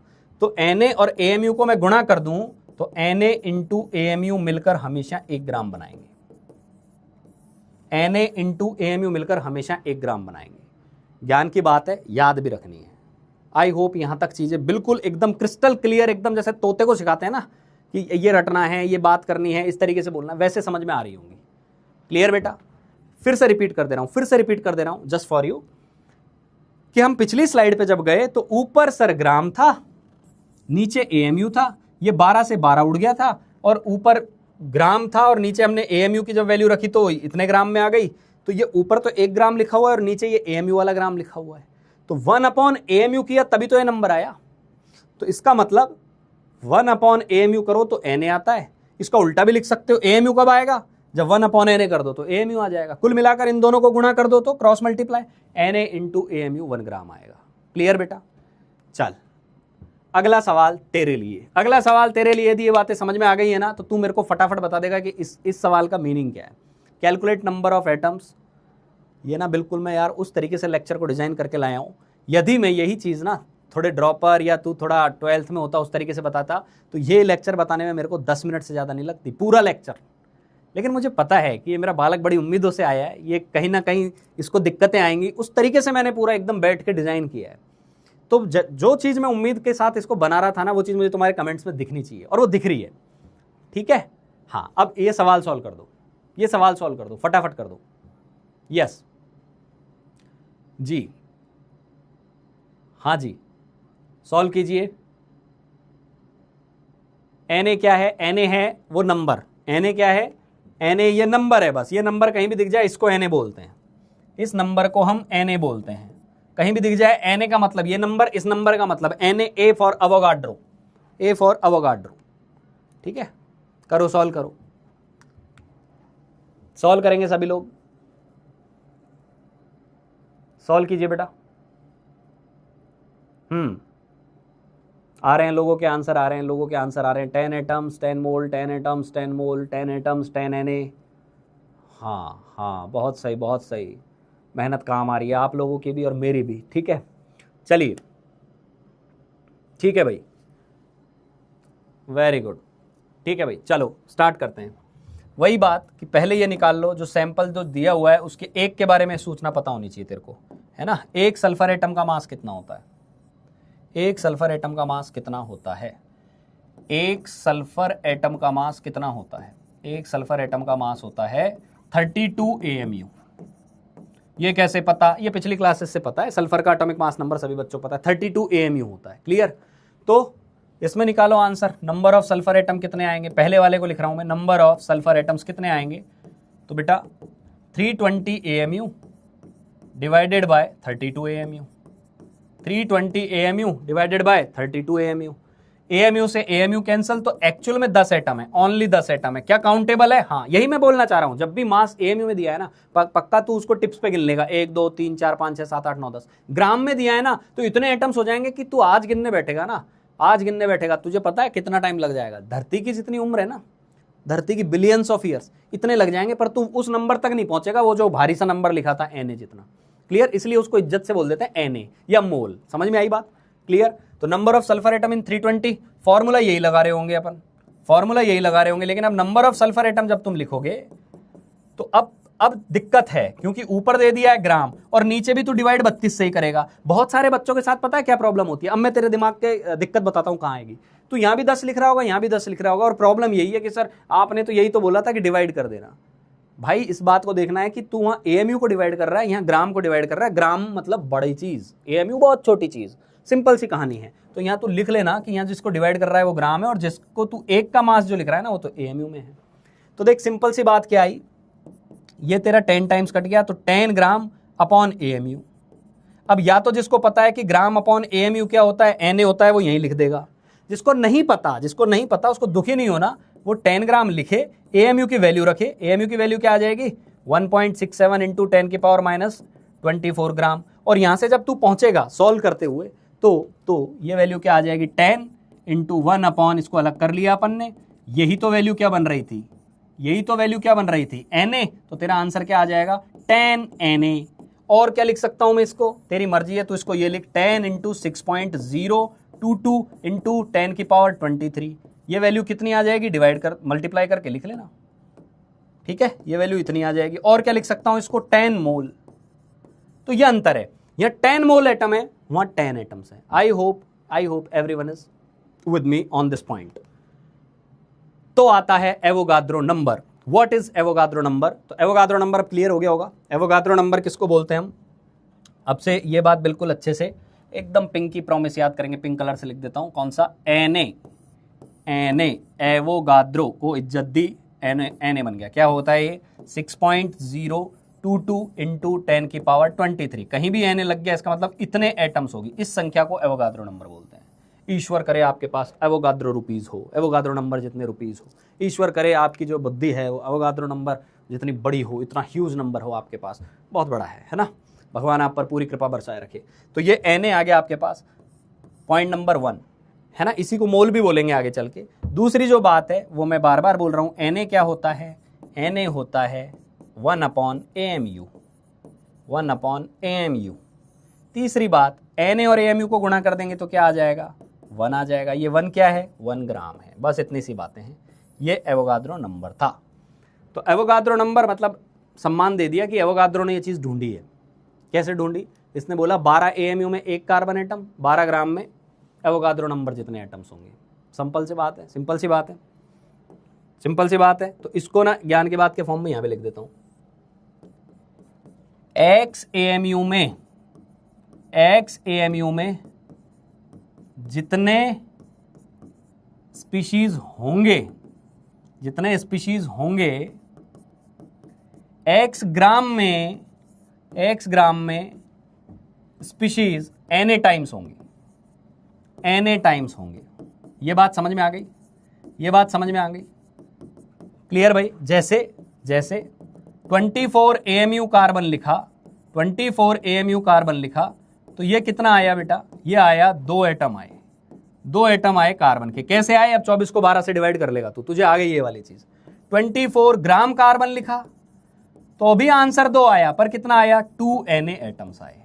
ये ज्ञान की बातें हैं जो तेरे को समझ में आनी चाहिए। दिस वॉज एवोगाड्रोज नंबर, लिखा हुआ है, ये एवोगाड्रो नंबर है। कैसे आया? क्या हम सवाल करने के लिए क्या यूज करेंगे? एक्स AMU में जितने स्पीशीज होंगे, एक्स ग्राम में स्पीशीज NA टाइम्स होंगे। ये बात समझ में आई? यदि ये बातें समझ में आ गई हैं, तो 2 मिनट का टाइम आपके पास बचा हुआ है ना? थोड़ा सा ये क्वेश्चन जो मैं आपको दे के जा रहा हूँ, होमवर्क में दे रहा हूँ, इसका स्क्रीनशॉट ले लीजिए और करते जाना इनको। एक सवाल ये हो गया, ठीक है? ये सवाल करके लाने हैं, मैं लिख दे रहा हूँ इसके ऊपर। ये होमवर्क में करना होगा, ये करना है। तो ध्यान देना, 2 स्लाइड पीछे जा चुकी है होमवर्क की, एक स्लाइड ये आ गई, एक ये आ गई। होमवर्क HW लिखते जा रहा हूँ, ये है ना, PDF में मिल जाएगी, लास्ट में करनी है इनको, ठीक है? ये तीसरा सवाल आ गया होमवर्क। आके सबसे पहले अगली क्लास में यही डिस्कस करूंगा। ये आया तुम्हारा फिर से एक और होमवर्क, नंबर ऑफ न्यूक्लियॉन्स क्या आएंगे, और फिर हम चलेंगे मोल की तरफ। तो ये अपन कल चलेंगे मोल की तरफ, ठीक है भाई? यहां तक की कहानी आपको बिल्कुल अच्छे से समझ में आ जानी चाहिए। कल का lecture very very very very important, जो एक आपके दिमाग में भय बैठा हुआ है, डर बैठा हुआ है मोल वाला, उसको निकालने वाला होगा। लेकिन उसके लिए जो 3 लेक्चर तेरे आज हो गए हैं, इनका क्विक रिवीजन बहुत अच्छे से तेरा होना चाहिए। क्लियर? अब ये होमवर्क में कुछ स्लाइड्स तो आई गई, लास्ट तेरे को होमवर्क का और बता देता हूं, यहीं लिख देता हूं इसको। होमवर्क में और क्या क्या है, तो कुछ तो आ गई। गिवन स्लाइड्स जो दी थी वो तो करनी ही है। इसके अलावा DPP 2 के आपने शुरू के 7 सवाल कर लिए थे, 7 क्वेश्चन आपने कर लिए थे, है ना? अब तेरे को DPP 2 के 7 से आगे के क्वेश्चन करने हैं, 7 से आगे क्वेश्चन जो हैं वो अटेम्प्ट करने हैं। क्लियर भाई? वो एक तरीके से DPP 2 का पार्ट 2 है, उसके सॉल्यूशन में अपलोड कर दूंगा, वो करने हैं। और नहीं हो ना तो एक बार किया और हार गए, नहीं मेरे से तो नहीं हो रहे, सब टाइम दे उसको। उसमें जो टाइम लिखा हुआ है वो स्टैंडर्ड टाइम है, उसमें नहीं हो रहा कोई बात नहीं, वो एक दिन हो जाएगी वो वाली चीज। तेरे से अभी आधा घंटा लग रहा है, 1 घंटा लग रहा है, 2 घंटा लग रहा है, बात है कि नहीं हो रहा, नोट्स पे जा, ये चीज कैसे समझाई थी, फिर कर, फिर नहीं हो रहा, फिर नोट्स पे जा, फिर भी नहीं होता है, तू हमें बता ही देगा, हम उसको सॉल्व कर ही देंगे। समझ में आ गई बात? तो ये कहानी थी बेटा आज की, है ना? तो मौज करते रहो, पढ़ते रहो, ठीक है भाई? बातें बहुत सारी करेंगे अभी अगली क्लास के अंदर भी।